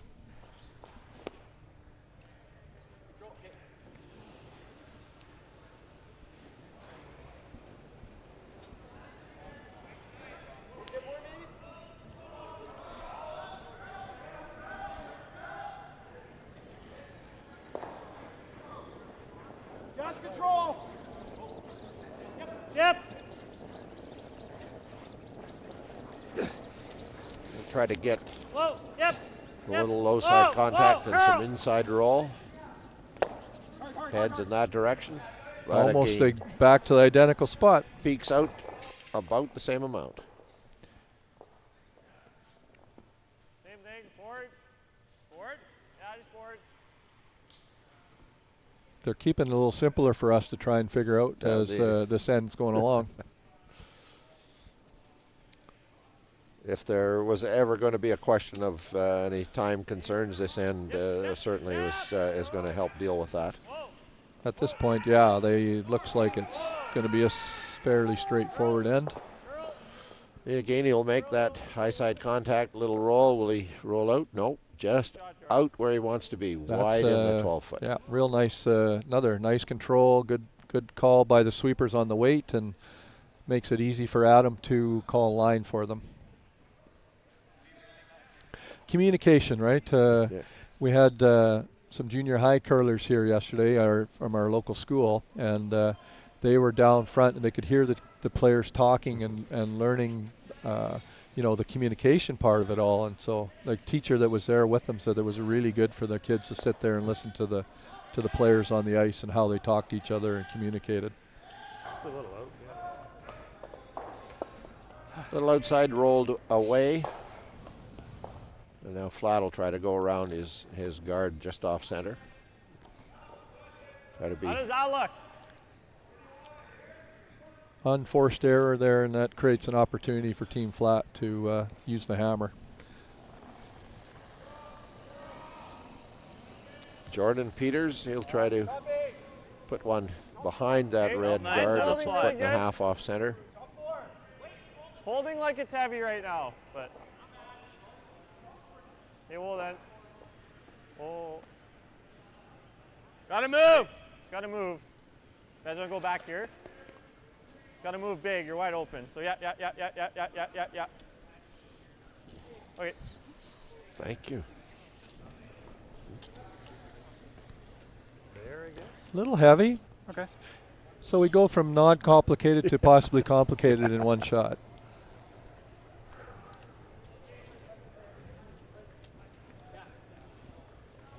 Jeff may change his mind when he gets to the other end. He may consider throwing it just through weight to tap it out, but it's a pretty good spot for him to play a good freeze down to it. You'll look at likely freeze, and then Adam's going to have to make a good one of his last one if things play out this way. Well, I think it's T line or top T. Depends on the weight. Depends on the line, I guess. So that one I threw, like the one that was short here, that'd be close, wouldn't it? So Jeff actually is trying to stay in front of the T line with this one, just out into the 4 foot, which is a nice call also. but it could also set up Adam if he's a little half open, then they do the hit and roll. It and has to be Jeff's, purely buried on this Jeff's one. in trouble again. But if they know it's not going to be, they do have the option. I think that's to probably sweep what's to the back. going to happen here now. Going to have to play to the back one. Line's good. Yeah, line's good. Yep, top 4. Good. That's good. That's good. That's where he wants it. Ooh, still over curled a bit. Well done. Yeah. Play that or this. I was going to say you could do that too. There's so much curl in that spot. I think that Adam can actually play back 12 weight, chip it off of there, and lay 2 with his first one. You could also do that too. Just because of the space that's left between those two. As long as we have to get this lost though, because they might just freeze anyways again. Yeah. See how much you got? I don't mind the freeze for now. I think the freeze for now is probably the shot. I like that same ice pretty much.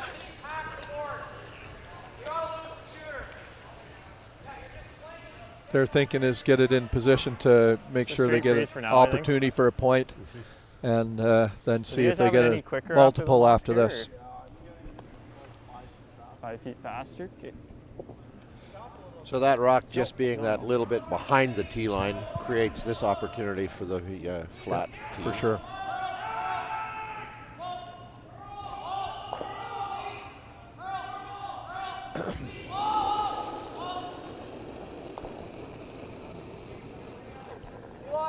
Oh, there. But wait, line's close. Bit of room right now. Stay close. Bit of room. Got to move. Got to move big. Curl. Got to move. Still got to move. Right. Rock's just going to slide past, slide deep.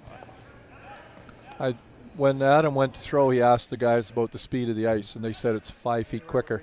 Very, very typical in the 6th end after the 5-minute break. The sweeping of the ice, that the speed of the speed actually picks up for that end, and that's proven out here where 2 rocks in a row are behind the tee, where normally those guys, the way they played the first 5, they would have had that dialed in. Just forgot about that little bit extra speed that can happen in the 6th end. Jeff can get him in real trouble here if he drops another one on top of that yellow, and he's going to make Adam earn a single here.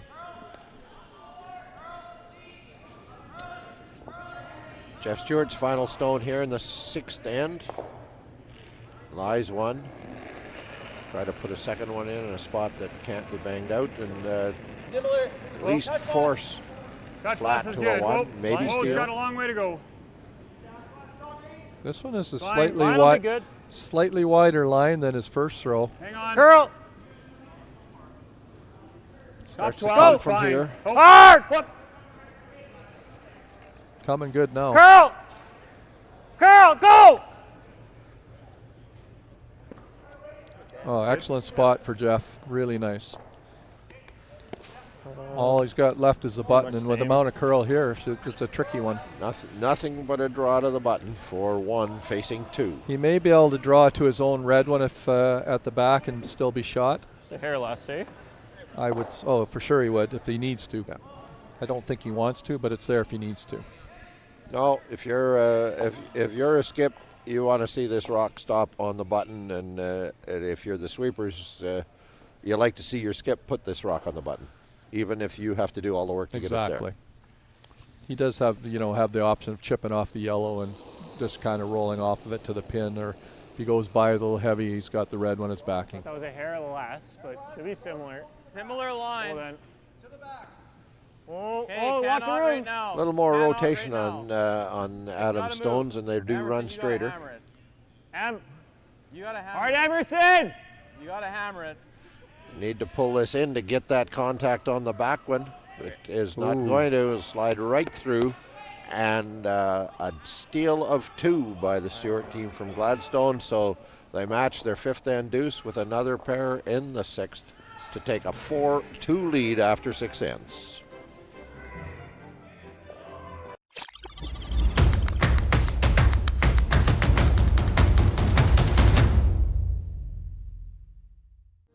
Today's sponsor, Sunrise Credit Union. Building a brighter future together. If you grow up in a small town in this part of the world, you basically learn how to curl real young. Kids and even adults who didn't have a place to go because so many facilities were closed. So people started gravitating to a rink and coming out and skating, curling. It became a place to come every weekend for so many families. You would see upwards of 70 people coming and going, on a given Saturday or Sunday.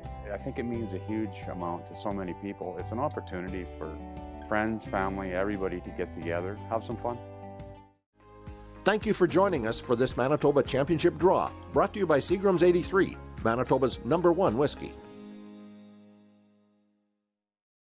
Win a chance to cheer on Team Canada at the Worlds in Moose Jaw, the Jets, the Bombers, the Gold Ice, or your favorite on a night out at Assiniboia Downs. And support the Manitoba Curling Hall of Fame and Museum effort to preserve Manitoba's curling history and celebrate the greats in Manitoba curling. It's a Manitoba Sports Ticket Raffle. Tickets are $5, 3 for $10, 10 for $25, or 40 for $50. Scan the QR code on your screen now for the complete prize and raffle details and to buy your tickets, or go to raffle.link/MB Curl Museum.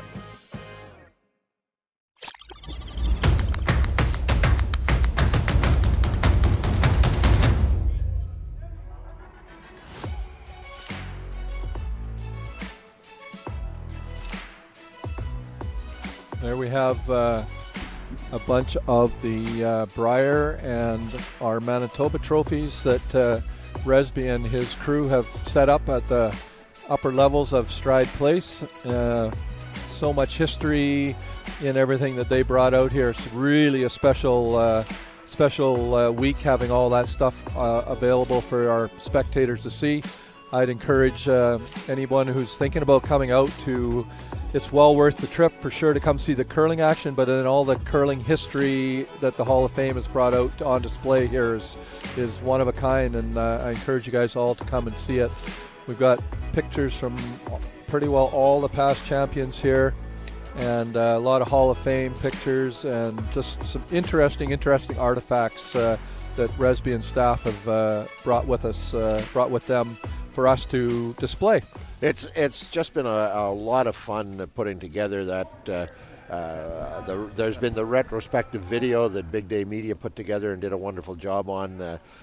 We've pleased and thank you as the committee for giving us the space to unveil what we're calling our pop-up Manitoba Curling Hall of Fame, a series of 35 banners with 250 plus Manitoba teams, curlers, builders. The entire Manitoba Curling Hall of Fame is on display here.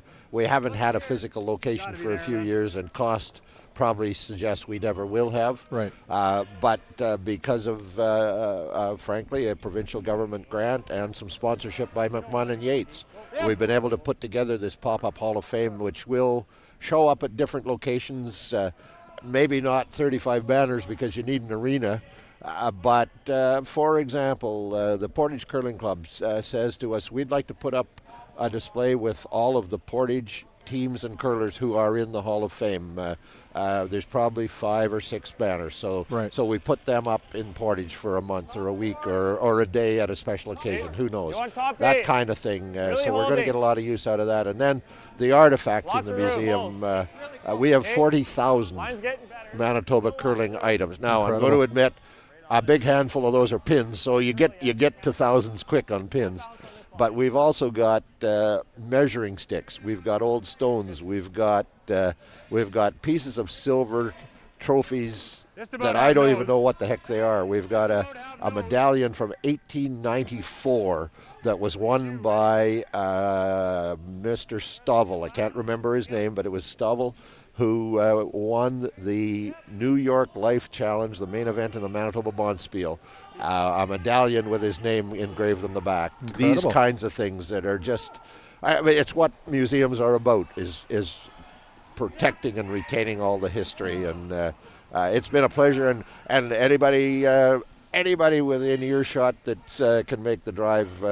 The curling, obviously, very much worthwhile, but having a look at the Hall of Fame and Museum display also worth the trip. Well, I know all day yesterday there were people around it and just looking at the pictures and the pieces of artifacts, and even the Brier trophies with all the different names on them from the different eras. Really a neat artifacts, and we got to thank Resby and the Hall of Fame for bringing everything out. It really has added and enhanced the whole event. Well, I thank you for that, and I do want to make one thank you, and it is to Curling Canada. To have the Briar tankard on display at a provincial championship is a rare occasion. I'm not saying it won't happen and never happened. In fact, it happened in Verdun a few years ago, so it does happen.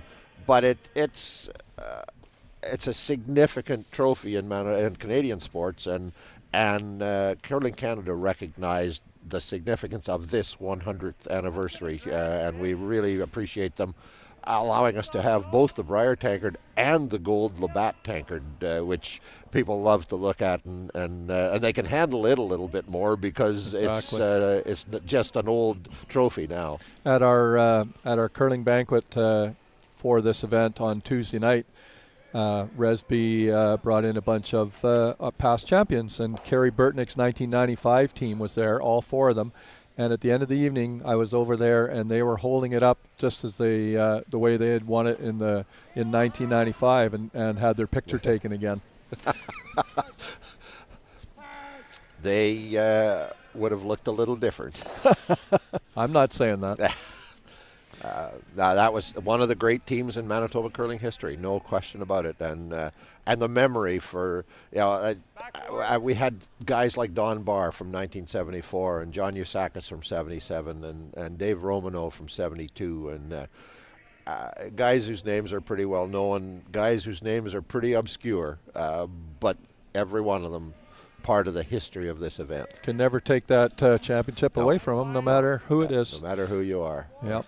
I was talking to the past champions here during the event, and they just thought it was a great reunion. They got to see each other, people they hadn't seen for years, and I know they didn't leave the event very quickly, and I think some of the late night stories came back again, and yeah, I know they enjoyed themselves a ton. And one of the things we wanted to accomplish, and I think we did accomplish, is we wanted our young guys to meet some of these legends and to hear some of the stories, and to have a guy like Don Finkbeiner, who curled in the last 12-end Briar, talk to these young men about what it was like, what the game was like when they were playing 12 ends on straight ice and things like that, and young men who are saying this old guy can't really be telling the truth, and yet the stories are they're fact. Yeah. No, it was a perfect evening. Yeah. Out here right now, Team Stewart is sort of having things their way in this end, trying to force Team Flat into a single to keep control of this match now after the steal of 2 and 6. And so Team Flat is looking at come-arounds, which definitely coming to the corner are possible. Going to have to get it a little bit back, probably back 8 to be completely buried around that biter in the 12-foot. So with all that rambling we did, this is the last of third stones. Right. Jordan Peters' final stone of the end. Skip rocks to come. This one is going to half bury. Back 8 foot. A little tucked under the rock, biting the top 12. Just buried enough that Jeff's got to play a little bit quieter weight to get at it. He's looking like he wants to maybe hit and roll over to where Jeff Trimble's broom is in that neighborhood, so maybe a hack weight to easy bump, something along that lines, and keep this rock in play. Contact first, and then the hit and roll. So it is Jeff Stewart. Just got a little distracted by Ed Barrs, about to throw a hit that looks to me like it's an attempted triple kill in a tough situation to score a possible 3. But here comes the Jeff Stewart shot. He's going to be past the guard. He is going to get that corner and roll to the center. Good. A very good try on sheet B by Ed Barr. He had to play an in-off, and his shot for 2 rolled about an inch too far. So he picks up 1 to make it a 5-2 game for Team Grassy, playing 8. Across the way, the Carruthers team has left the ice, or more correctly, the Marnock team has left the ice. Carruthers, I think, an 8-1 win on that scoreboard. So Jeff Stewart made a really good lightweight tap and roll, and in a place where looks like Adam's now going to try and roll under the corner guard instead of a draw. Close. Close. Yep. Whoa. Yep. Yep. Yep. Yep. Yep. Yep. Yes. It's going to get almost to the nose of it. Well, you won't get much roll. You got just a little lean in that direction, but no real roll. Open hit for Stewart to force flat.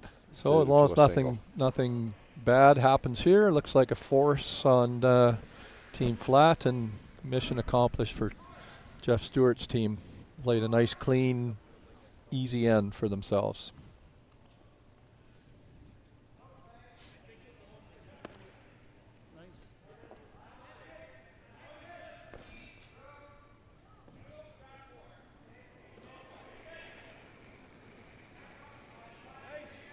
Up, just clean.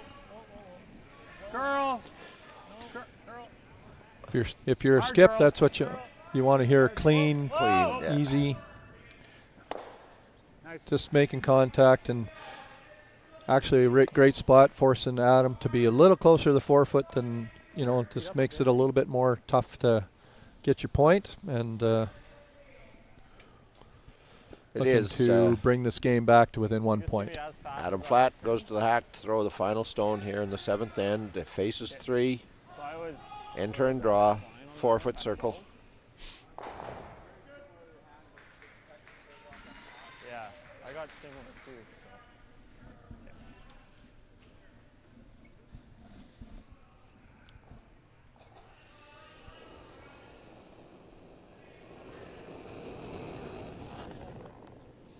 Got close.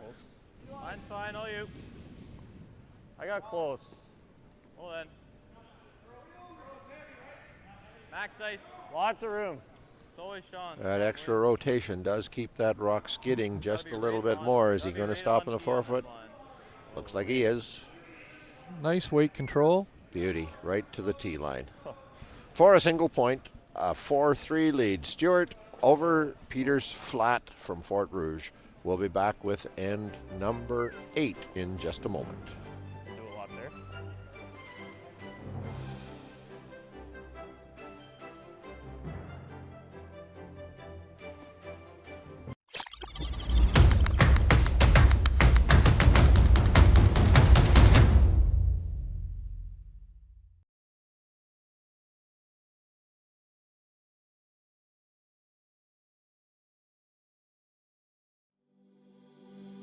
Viterra, helping farmers feed the world for over 100 years, and proud sponsor of the Viterra Championship.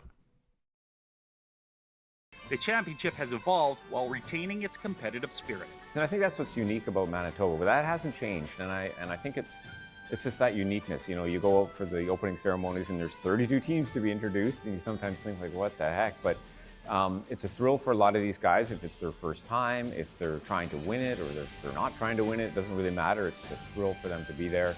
So the whole 32-team championship, I think, is sort of what makes it so unique to play in Manitoba. Today's sponsor, PharmaSave. Canada's community pharmacy is proud to support Canada's community game. At PharmaSave, we see you, and we care. We see the people in your life who depend on you, so you can depend on us. For prescriptions for common conditions, expert health advice, or support for life's little mishaps, come talk to your PharmaSave pharmacist. And now collect and redeem Air Miles reward miles for even more value at PharmaSave.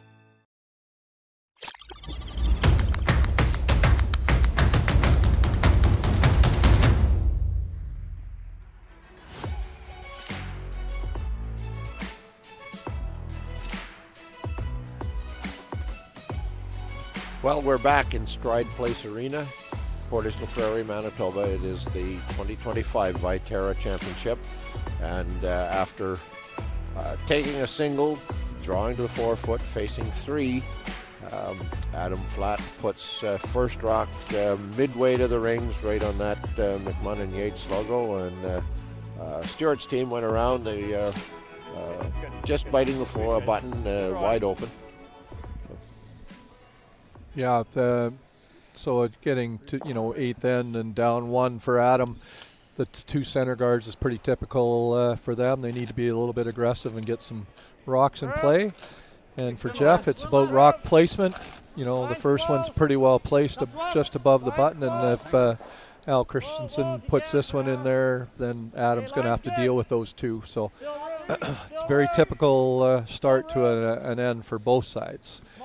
I've been impressed with Adam, actually, for the most part. I've been told, a second month at the helm of this team, and not an easy position to jump into the skips role, and especially in the big event. And I thought for majority of the he'd probably like that draw back in the sixth end, but other than that, he's played very well.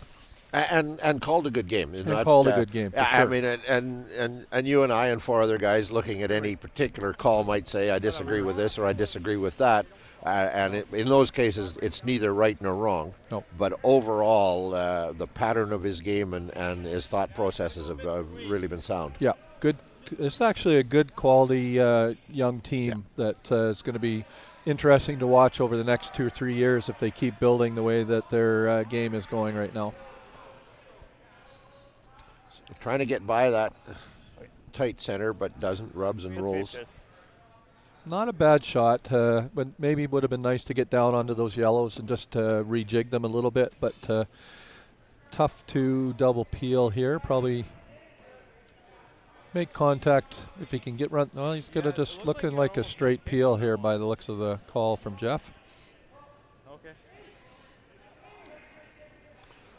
Jeff has said, what about out turn? But there was a greater risk of running a red back into the yellows. So don't need to make shots for the opposition. So he's just a straight peel, rolls away to the wall. Force the opposition to make the shots. For sure. So you've got hammer, you're playing the eighth end, you're one up. You're laying 2 in the 4-foot and you're guarded. Seems easy. At this moment, you're happy. Like if you got Adam putting his hands on his hips and he's trying to figure out what is my best option at this point. I'm thinking he might play a tap back here, but kind of like a bumper weight, push that one in to start jiggling around those yellows that are hooked in the 4-foot. Very precise shot because you really don't want to waste your rocks and your opportunities, but it's about the best result if you can make it.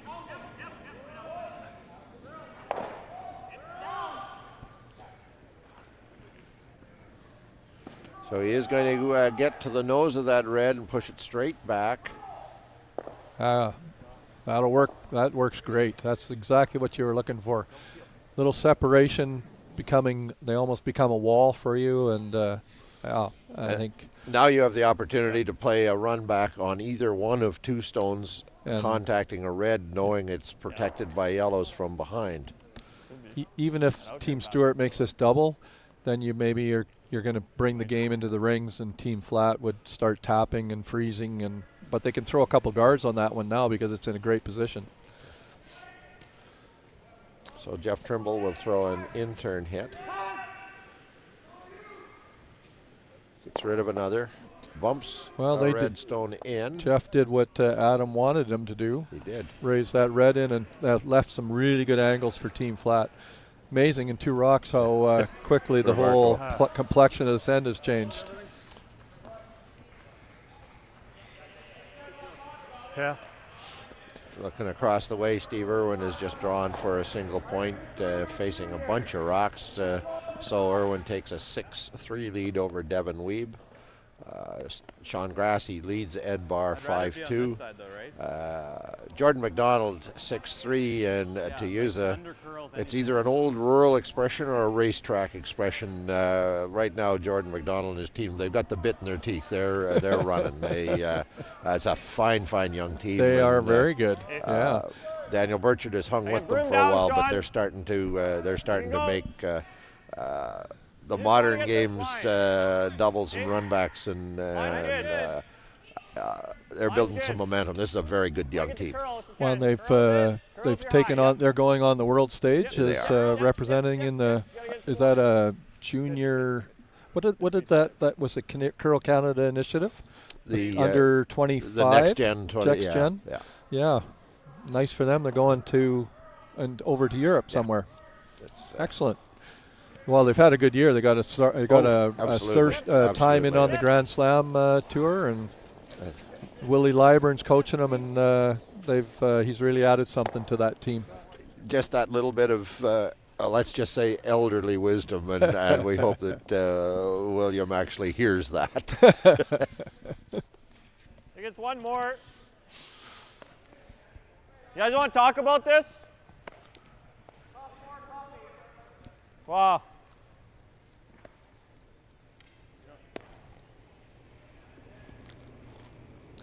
One more guard. Jordan Peters' final stop, the third for flat. Actually a bit more. Hey. A little bit more room on this one. Little more room. Gotta get it to the line here. Hard to the line. Hard, Em. A little more. Get it over, get it over. They were covering off that rock that's in the top 4. That's their priority. Even though it's third shot, it's a pretty dangerous rock in there. I think it's so the same Jeff is gonna peel and practice patience and wait for team flat to make a move in the rings, and then hopefully that leaves something for Jeff Stewart to blast out of there and create some space for himself.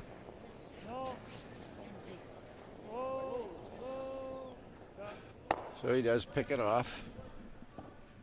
And now couple you're options, saying right? flat probably has to play in the rings. I think so. Couple options. They could play the double tap, or they can consider tapping the one that's in the forefoot now up in there a little better.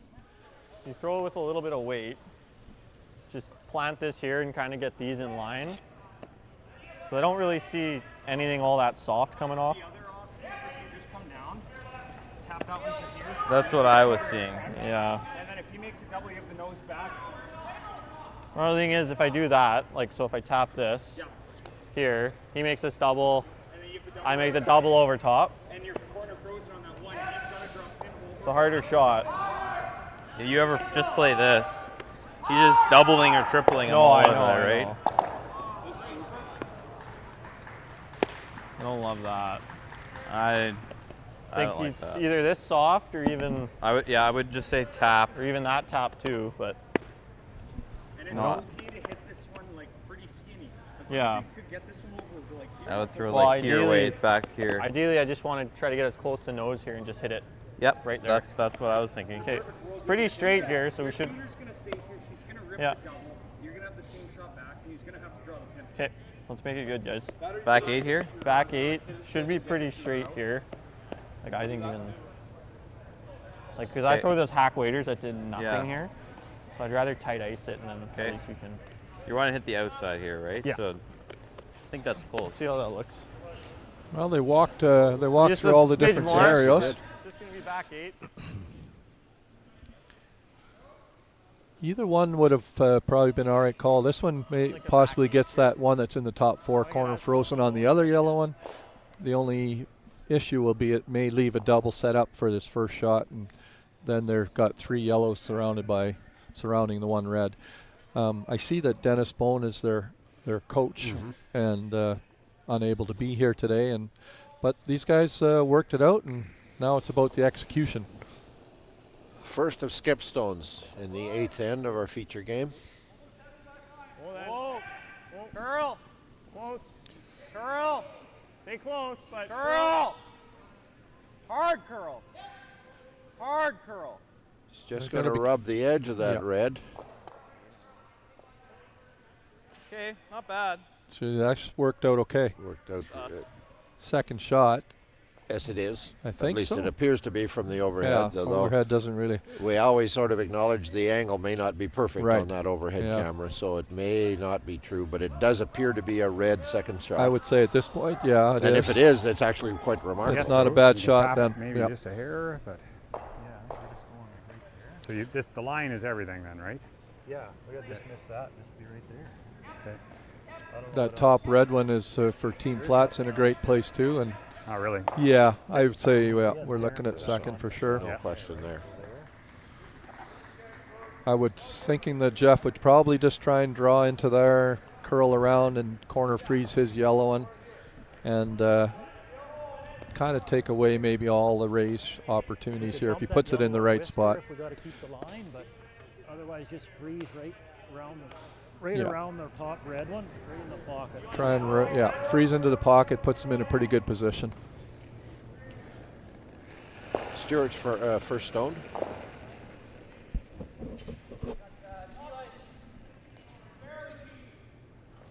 Got a curl right now. Rock placement is very critical Down on and this go. one. Hard! Top 4, let's go! Come on!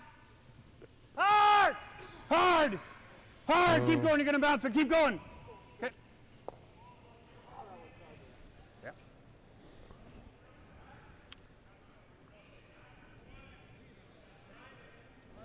Well, he was trying to actually draw around a rock, almost biting the forefoot, wasn't he? Yeah. Ideally he would like to put it top button right on the center line. Yeah. Just a little light, or it fooled them a sliver, and it over curled a little quicker than they thought it might. And Like that's a little harder, I think, maybe. I don't think this ever goes though. Like, Well, you just have to move it, right? You just have to I'm move saying it if there's to- a way we can sit two is what. Well, if you Could do this, also- you would though. Like this one Well, would here. for sure move to here. Like, what if I just pick this one? I would have been my first thought would be just to pick the Yeah. shot Yeah. rock off. I just pick this one The clean, red one but that's then you're frozen only on one. the is in a Yeah, pretty so good trying to get position. Saying only And one I don't goes think out of the that. But if you play this though, Yeah. So this Stick is it right this there. is the call they're going to That's end what up they're making. looking at. he might yeah. play that, but otherwise Well, he's as got long it as dropped I'm- in. As long as I'm higher than that one. he shouldn't have That any would problems. that would give Jeff Like, a as chance much to as you run can back and almost. maybe Like, make if those you two can- reds go It away might. depending on That's where what it I can stops. see almost. Let's try Oh, that. for sure We it go is, right yeah. there. Okay, We've so seen this 100 times. I'm seeing like a control. Okay. I think control like there. Maybe even a little Well, more. we'll see how it works out. Here more even. Control.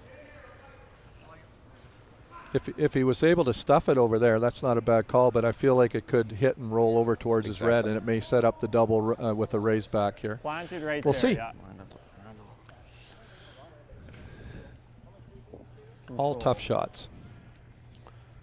So Adam is throwing an in-turn hit. He wants to hit high side of the red stone and just angle it back onto the yellow shot rock. Looking at just jamming it right there.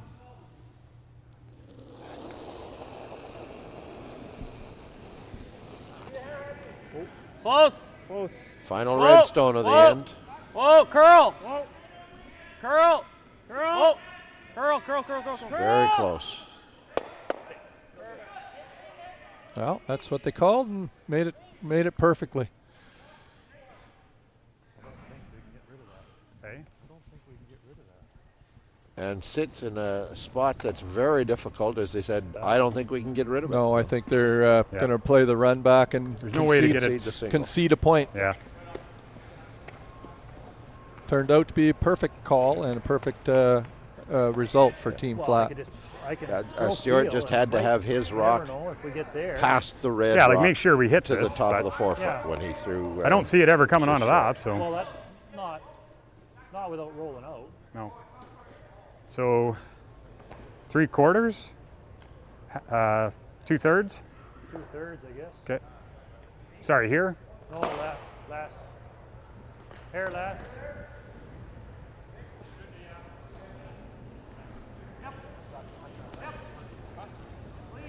They're not playing it on the nose, so I'm feeling like they're making an attempt on to slash it and possibly spit the two red ones out. Contact on something is the key, though, first. Yeah, he's got to kill the one red, For and sure. he thinks there's a chance they get a little angle. They can rub the second shot Close. and count a yellow still. Yep. He's throwing it hard enough to move them. There's the That but was it is probably straight going to nose. always be the result. Yeah. So it is a single. Oh, well, they're looking at it, but there's no doubt. Kicking it off, single point steal, and a 4-4 tie after 8 ends in an outstanding curling game at the Viterra Championship in Portage la Prairie. Presby Coots and Dean Moxham will be back with the 9th end in a moment.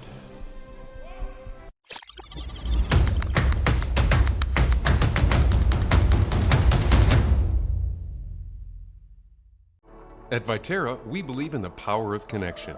Our world-leading agriculture network connects producers and consumers to supply top-quality food ingredients each and every day. Our team takes great pride in working closely with farmers to help feed the world. It's something we've been doing for over 100 years. And as an industry leader, we're dedicated to playing a critical role in meeting the needs of a growing world. Because together, we're stronger and achieve more. Today's sponsor, Co-ops of Manitoba. If you grow up in a small town in this part of the world, you basically learn how to curl real young. Kids and even adults who didn't have a place to go because so many facilities were closed. So people started gravitating to our rink and coming out and skating, curling. It became a place to come every weekend for so many families. We would see upwards of 70 people coming and going, on a given Saturday or Sunday. I think it means a huge amount to so many people. It's an opportunity for friends, family, everybody to get together, have some fun. Today's sponsor, Sunrise Credit Union. Building a brighter future together.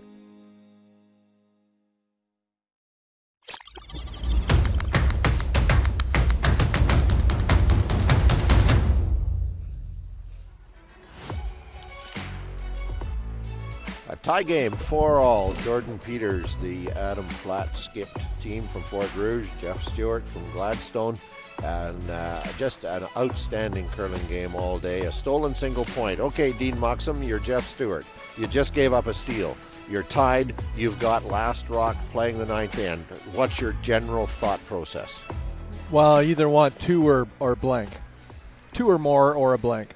And not ideal start with the Rock short of the rings. Ideally, would have liked that top 4 because now he's allowing Team Flat to become the aggressor and put the pressure on Jeff, at least for the first 5 rocks. But taking 2 here probably is at this point looks like this is what they might try because you got to make some peels to open up things in the front. So I'm assuming he's going to freeze down to that, and then we'll see where the end goes from there. Great 2 shots by Adam at the end of that end to steal that point. Those were perfectly played rocks and created that steal for himself. And credit to a young man who, with his final stone on the previous end, he just overthrew a draw, and that can affect you. Yep. But it didn't. He makes 2 real finesse shots on the 9th or the 8th. Yes. Yeah, he's showing a lot of poise. Okay.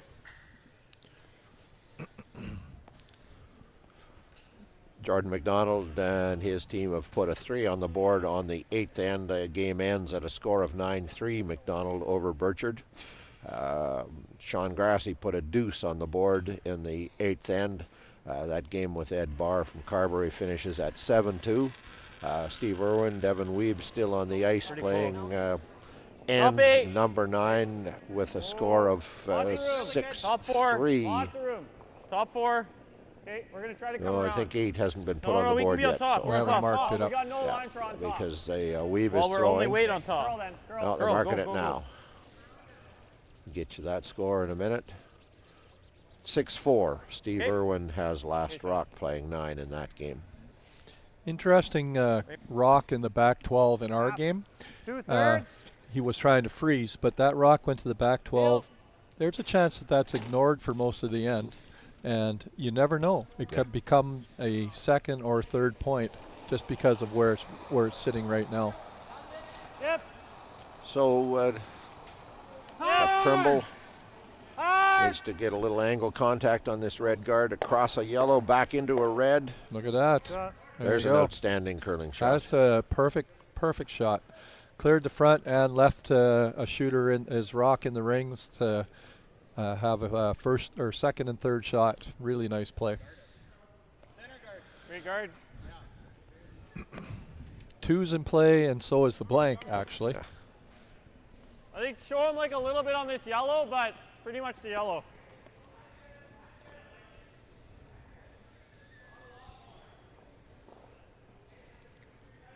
So Adams putting up a center guard, trying to entice Jeff to go after something in the house instead of the guard, and allowing Flat's team to have an opportunity to draw around it at some point this end. Getting better, but still 3. Covering the yellow one off is a bit of a cat and mouse game here. Good. Well, he put it exactly where he wanted. He said right up the line in front of the yellow, and they're both just slightly off center. It's not Jeff's first game, so he goes up and starts peeling the center off for now.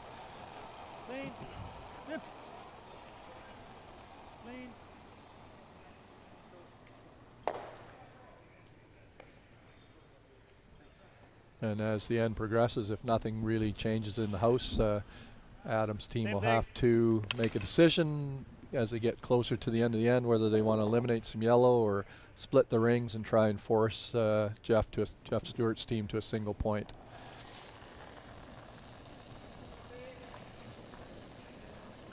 But for now, another guard. Yeah, I think for a couple shots here, they'll go with guards yet. And then, you know, depending on where the guard ends up, Jeff Stewart may pivot and just try and chip that red one out and lay 3 and say, okay, your turn. Doesn't need to curl. Just got to sit almost. Yeah, let it sit. He will slide over and just half cross center, not quite, well, about. They'll take one more off.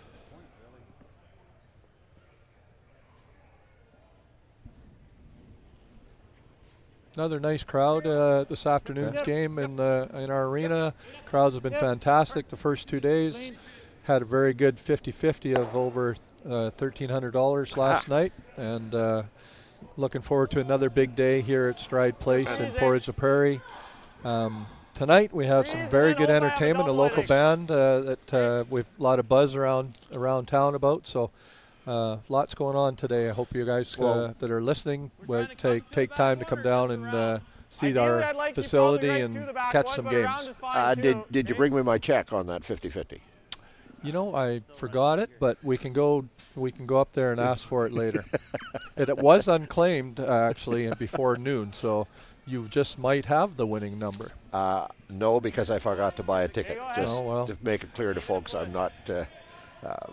But one of the things that I was impressed with, the committee always talked about having all local entertainment, and you've done a good job on that to give some local folks the opportunity. Yeah, a couple of real name bands coming in this weekend, so we're hoping that the crowd comes and visits with us. Nelson Little is a acclaimed Manitoba musician, and he's playing tomorrow night. So,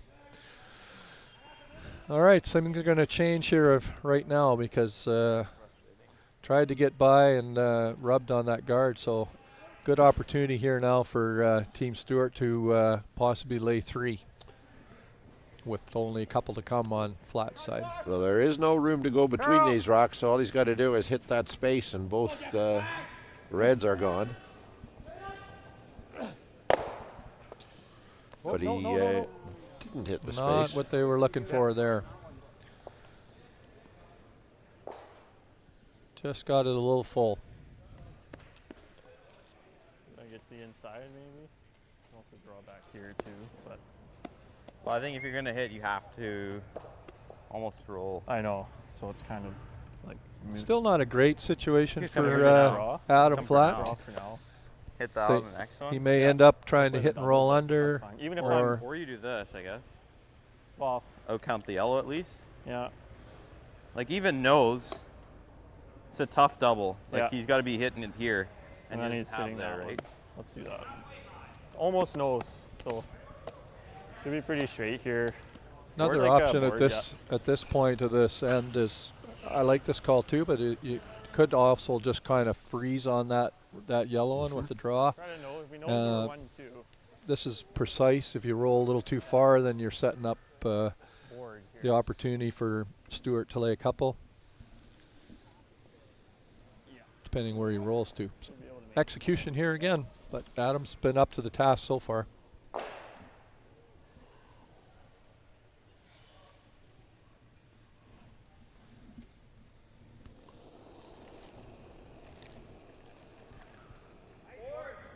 Close. Close. Yep. Clean. Yep.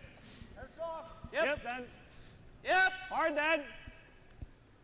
This one's curling pretty hard on him. Gotta be careful he doesn't rub the red. He's going to do exactly I think that. he rubbed. Oh. A little bit of disaster there. Nose. Well, I think this. Okay. Try and leave that there. Yeah. Fair. Yep.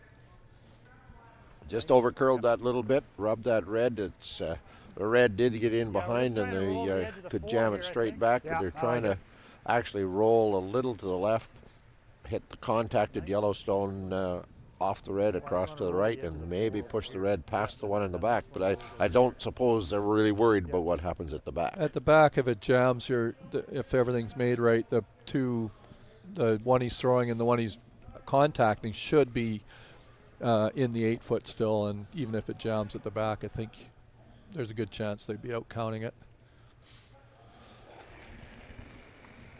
Jeff Stewart's first here in the 9th. Yep. Out-turn hit. Hard right to it. Hard. Hard. Hard Gonna right get to to it. the nose. Hard. Nope, Well, he rolls the other way. That'll work for him too. Worked for him too. Yeah. Yes. Okay. Not even any real good doubles. You'd almost play in a slash double to hold him to 2, or he's thinking about probably trying to hit and roll underneath the rock that's in the top 8. Same weight. A little more. So facing 3, Adam Flatt will throw his final shot here in the 9th end. Make the roll. Wants to hit and roll across center, back 4 foot, forcing Stewart to a run back. Now, the way he's seen Jeff Stewart throw hits, forcing him to a run back isn't a good feeling anyway. No. It'd be maybe a 2-foot run back, and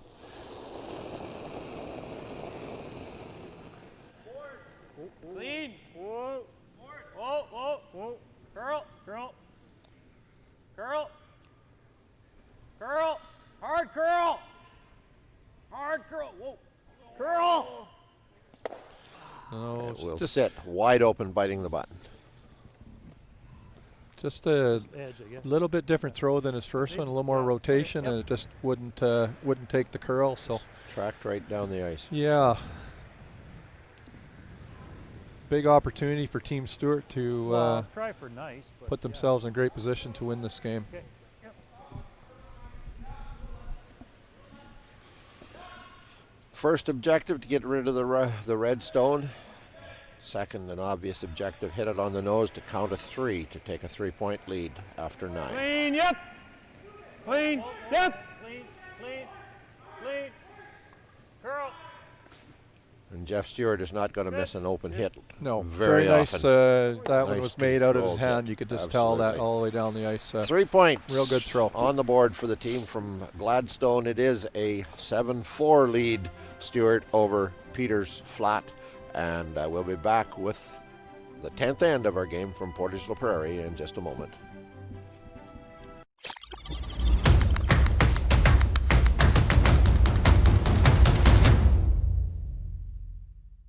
Eat. Meet. Stay. Canad Inn's destination centers are your home for hospitality, with 10 locations in Manitoba and 1 in North Dakota, featuring the finest in accommodations, food and beverage, entertainment, banquet and conference facilities, and so much more. For the best service and best value, your only stop is Canad Inns. Call today at 1-888-33-CANAD or visit us right now at canadinns.com. Thank you for joining us for this Manitoba Championship draw, brought to you by Seagram's 83, Manitoba's #1 whiskey. At Viterra, we believe in the power of connection. Our world-leading agriculture network connects producers and consumers to supply top-quality food ingredients each and every day. Our team takes great pride in working closely with farmers to help feed the world. It's something we've been doing for over 100 years. And as an industry leader, we're dedicated to playing a critical role in meeting the needs of a growing world. Because together, we're stronger and achieve more.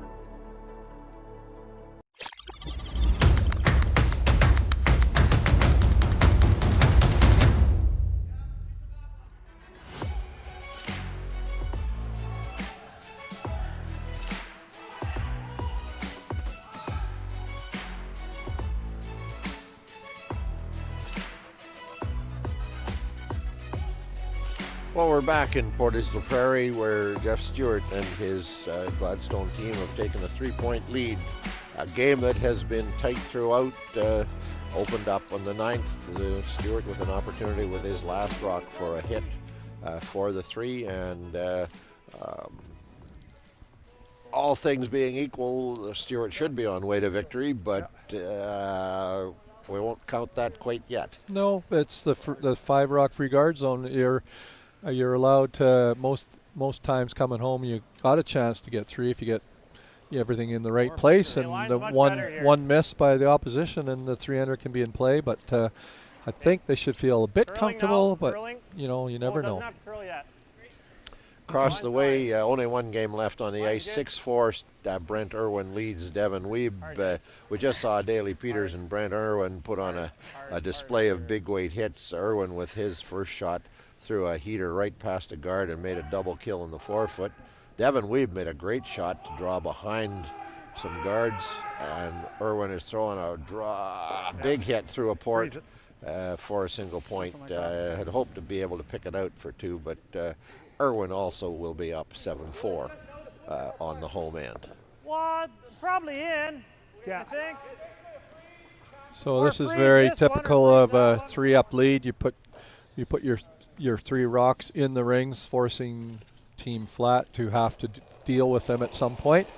And then it's a hit game for Stewart the rest of the way. Room, lots of room, lots of room. Room. And they're a good hitting team. They are. Back. Yeah, it looks heavy. The steal of 2 is showing up on the scoreboard as a significant part of this game that kind of give this, at this point, this Team Stewart the control. Unless I'm deep. And yeah, Team Flat's got a lot of work ahead of them to get back into get the 3-under here. They do have unless there's a double kill here, they'll have a couple opportunities to go around this center corner guard and get a couple of rings or rocks in the rings if they can place them in the right spots. Because I don't think Team Stewart's going to want to peel towards the play. They'll just peel that high one away from the into the boards. So they should have 2 opportunities to get rocks buried here. I can't really. Okay, it's curling now like it's okay, but go back 8 even. They're going to go deep. As long as you're still in. But it is not still in. It just rolls, slides through. Just through. It's out. Okay. Whatever. So they're going to play the tight guard. If they happen to play the top one, that's fine too. That's right. The tight one's the one that protects best. Yep. Looks like he's on. He will be on the top one now, but that's a smart side. Yeah, that's the one we were trying. That's the way to talk, Jeff. That makes sense. That's the one I was trying. Yeah, I don't know what the skip was thinking, but I know what I was thinking. Smart side.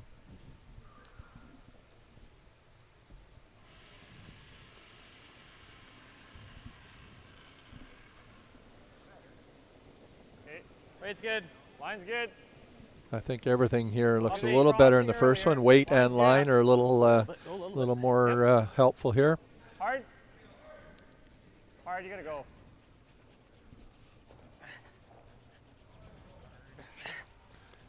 He's this time going to overcurl Oh, and rub you know, his and then you compensate guard, the other yeah. way, right? And just a little typical, just a little bit lighter.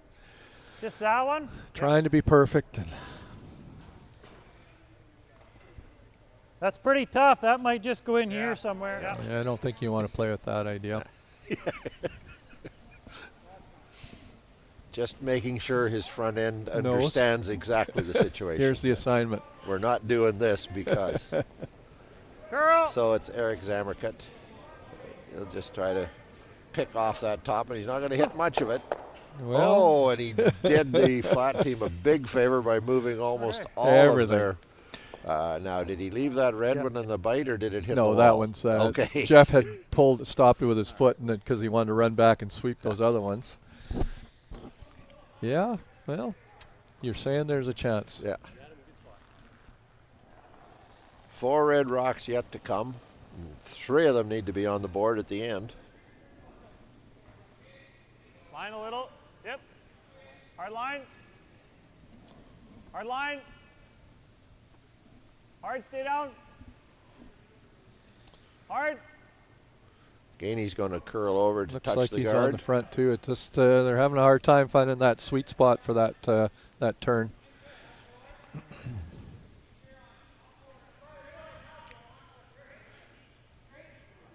Jeff's looking at what direction do I want to peel this because there's lots of jam possibilities at the back of the house. Probably I think just try this. There's lots of stuff back there. but then there's one in can the try rings on the other this. side. Yeah, that. Hmm. That's third maybe?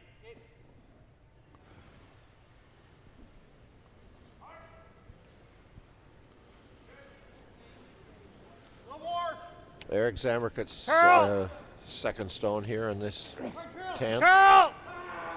Trying to hit a red, jump sideways, Very and good. make a double kill on the peel of the guards. Absolutely perfect.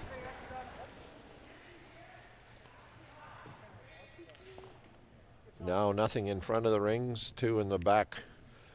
Pretty much forced to freeze to Gotta something. have freezes all over the place, yeah.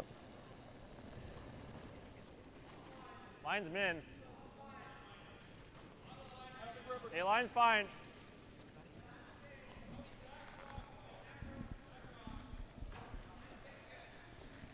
You in the rings at all?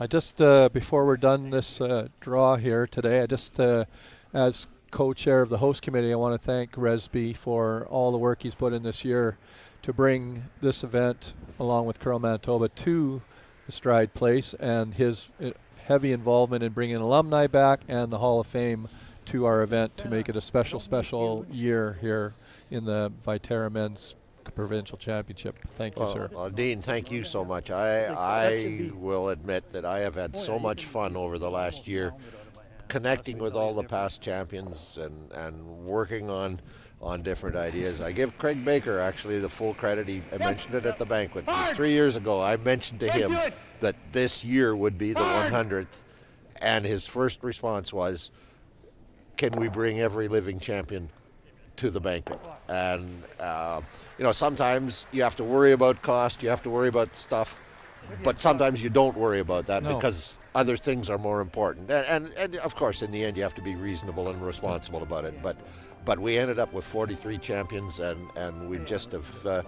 I've just had so much fun. I thank you for letting me do it. So. Well, we certainly appreciate it. Well, thank you very much. Well, the game does end, and as we expected, that 3 points on the 9th was just too much.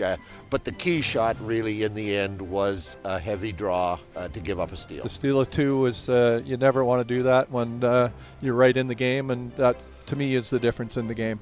7-4, Stewart over the Peters team, skipped by Adam Flatt. We'll have another game for you here. It is the Marcus Tichkowski team, a young team from Morden, who will play Cale Dunbar from Brandon. Tichkowski, winner last night, eliminated the number 6 seed, Riley Smith. A top-seeded team loses. It is always going to be considered an upset. The young team from Morden, though, a team young guys with lots of potential in this sport and gaining experience. So that'll be a great game to watch. Another game at 7:45, TBD as they say, because the way this draw works, until teams win and lose, you don't know who falls into what slots on the draw, but it will be the game at center ice in Stride Place Arena, 7:45 tonight. So plan to be with us, 4 o'clock, 7:45. For Dean Moxham, Resby Coots, it's been a privilege being with you.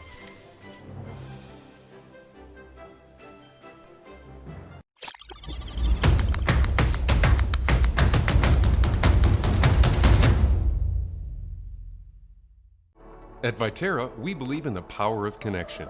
Our world-leading agriculture network connects producers and consumers to supply top-quality food ingredients each and every day. Our team takes great pride in working closely with farmers to help feed the world. It's something we've been doing for over 100 years. And as an industry leader, we're dedicated to playing a critical role in meeting the needs of a growing world. Because together, we're stronger and achieve more. Today's sponsor, Sunrise Credit Union. Building a brighter future together. If you grow up in a small town in this part of the world, you basically learn how to curl real young. The kids and even adults, they didn't have a place to go because so many facilities were closed. So people started gravitating to a rink and coming out and skating, curling. It became a place to come every weekend for so many families. We would see upwards of 70 people coming and going, on a given Saturday or Sunday. I think it means a huge amount to so many people. It's an opportunity for friends, family, everybody to get together, have some fun. New at Asham, the Shore Glide Delivery Aid. Precision, stability, and style all in one. Available with or without Broom Caddy. With its durable design, it's built to last season after season. Check out our website at asham.com.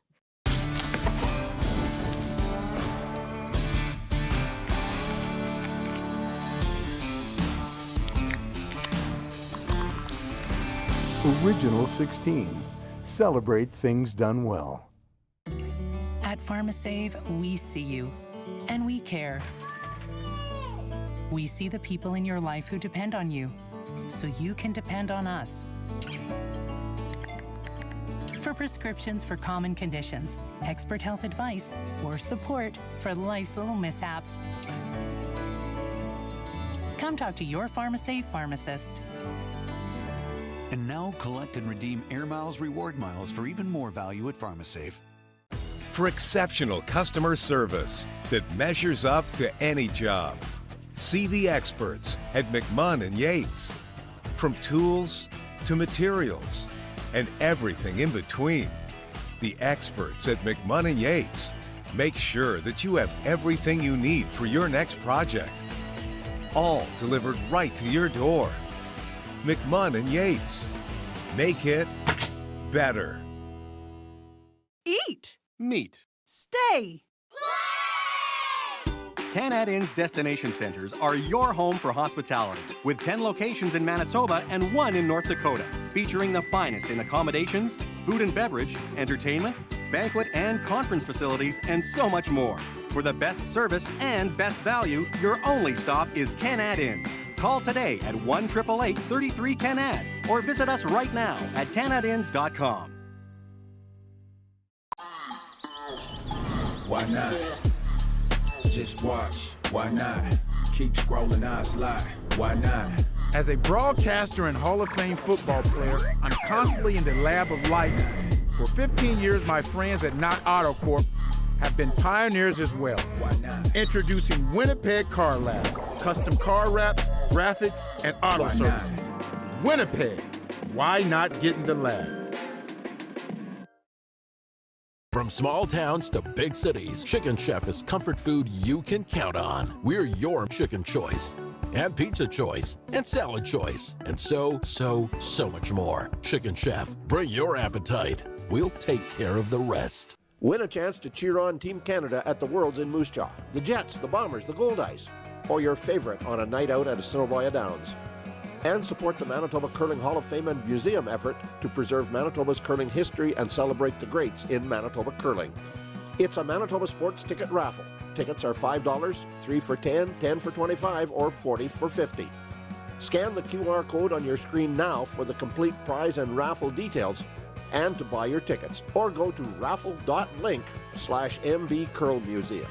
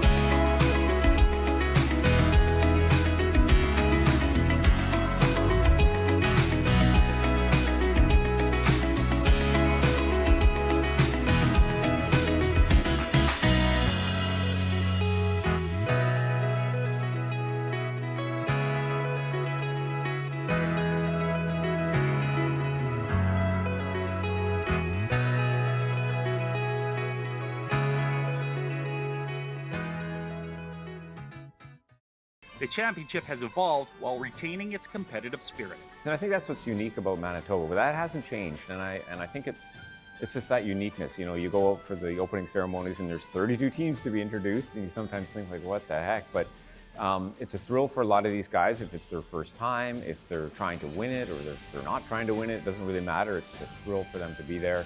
So the whole 32 team championship, I think, is sort of what makes it so unique to play in Manitoba.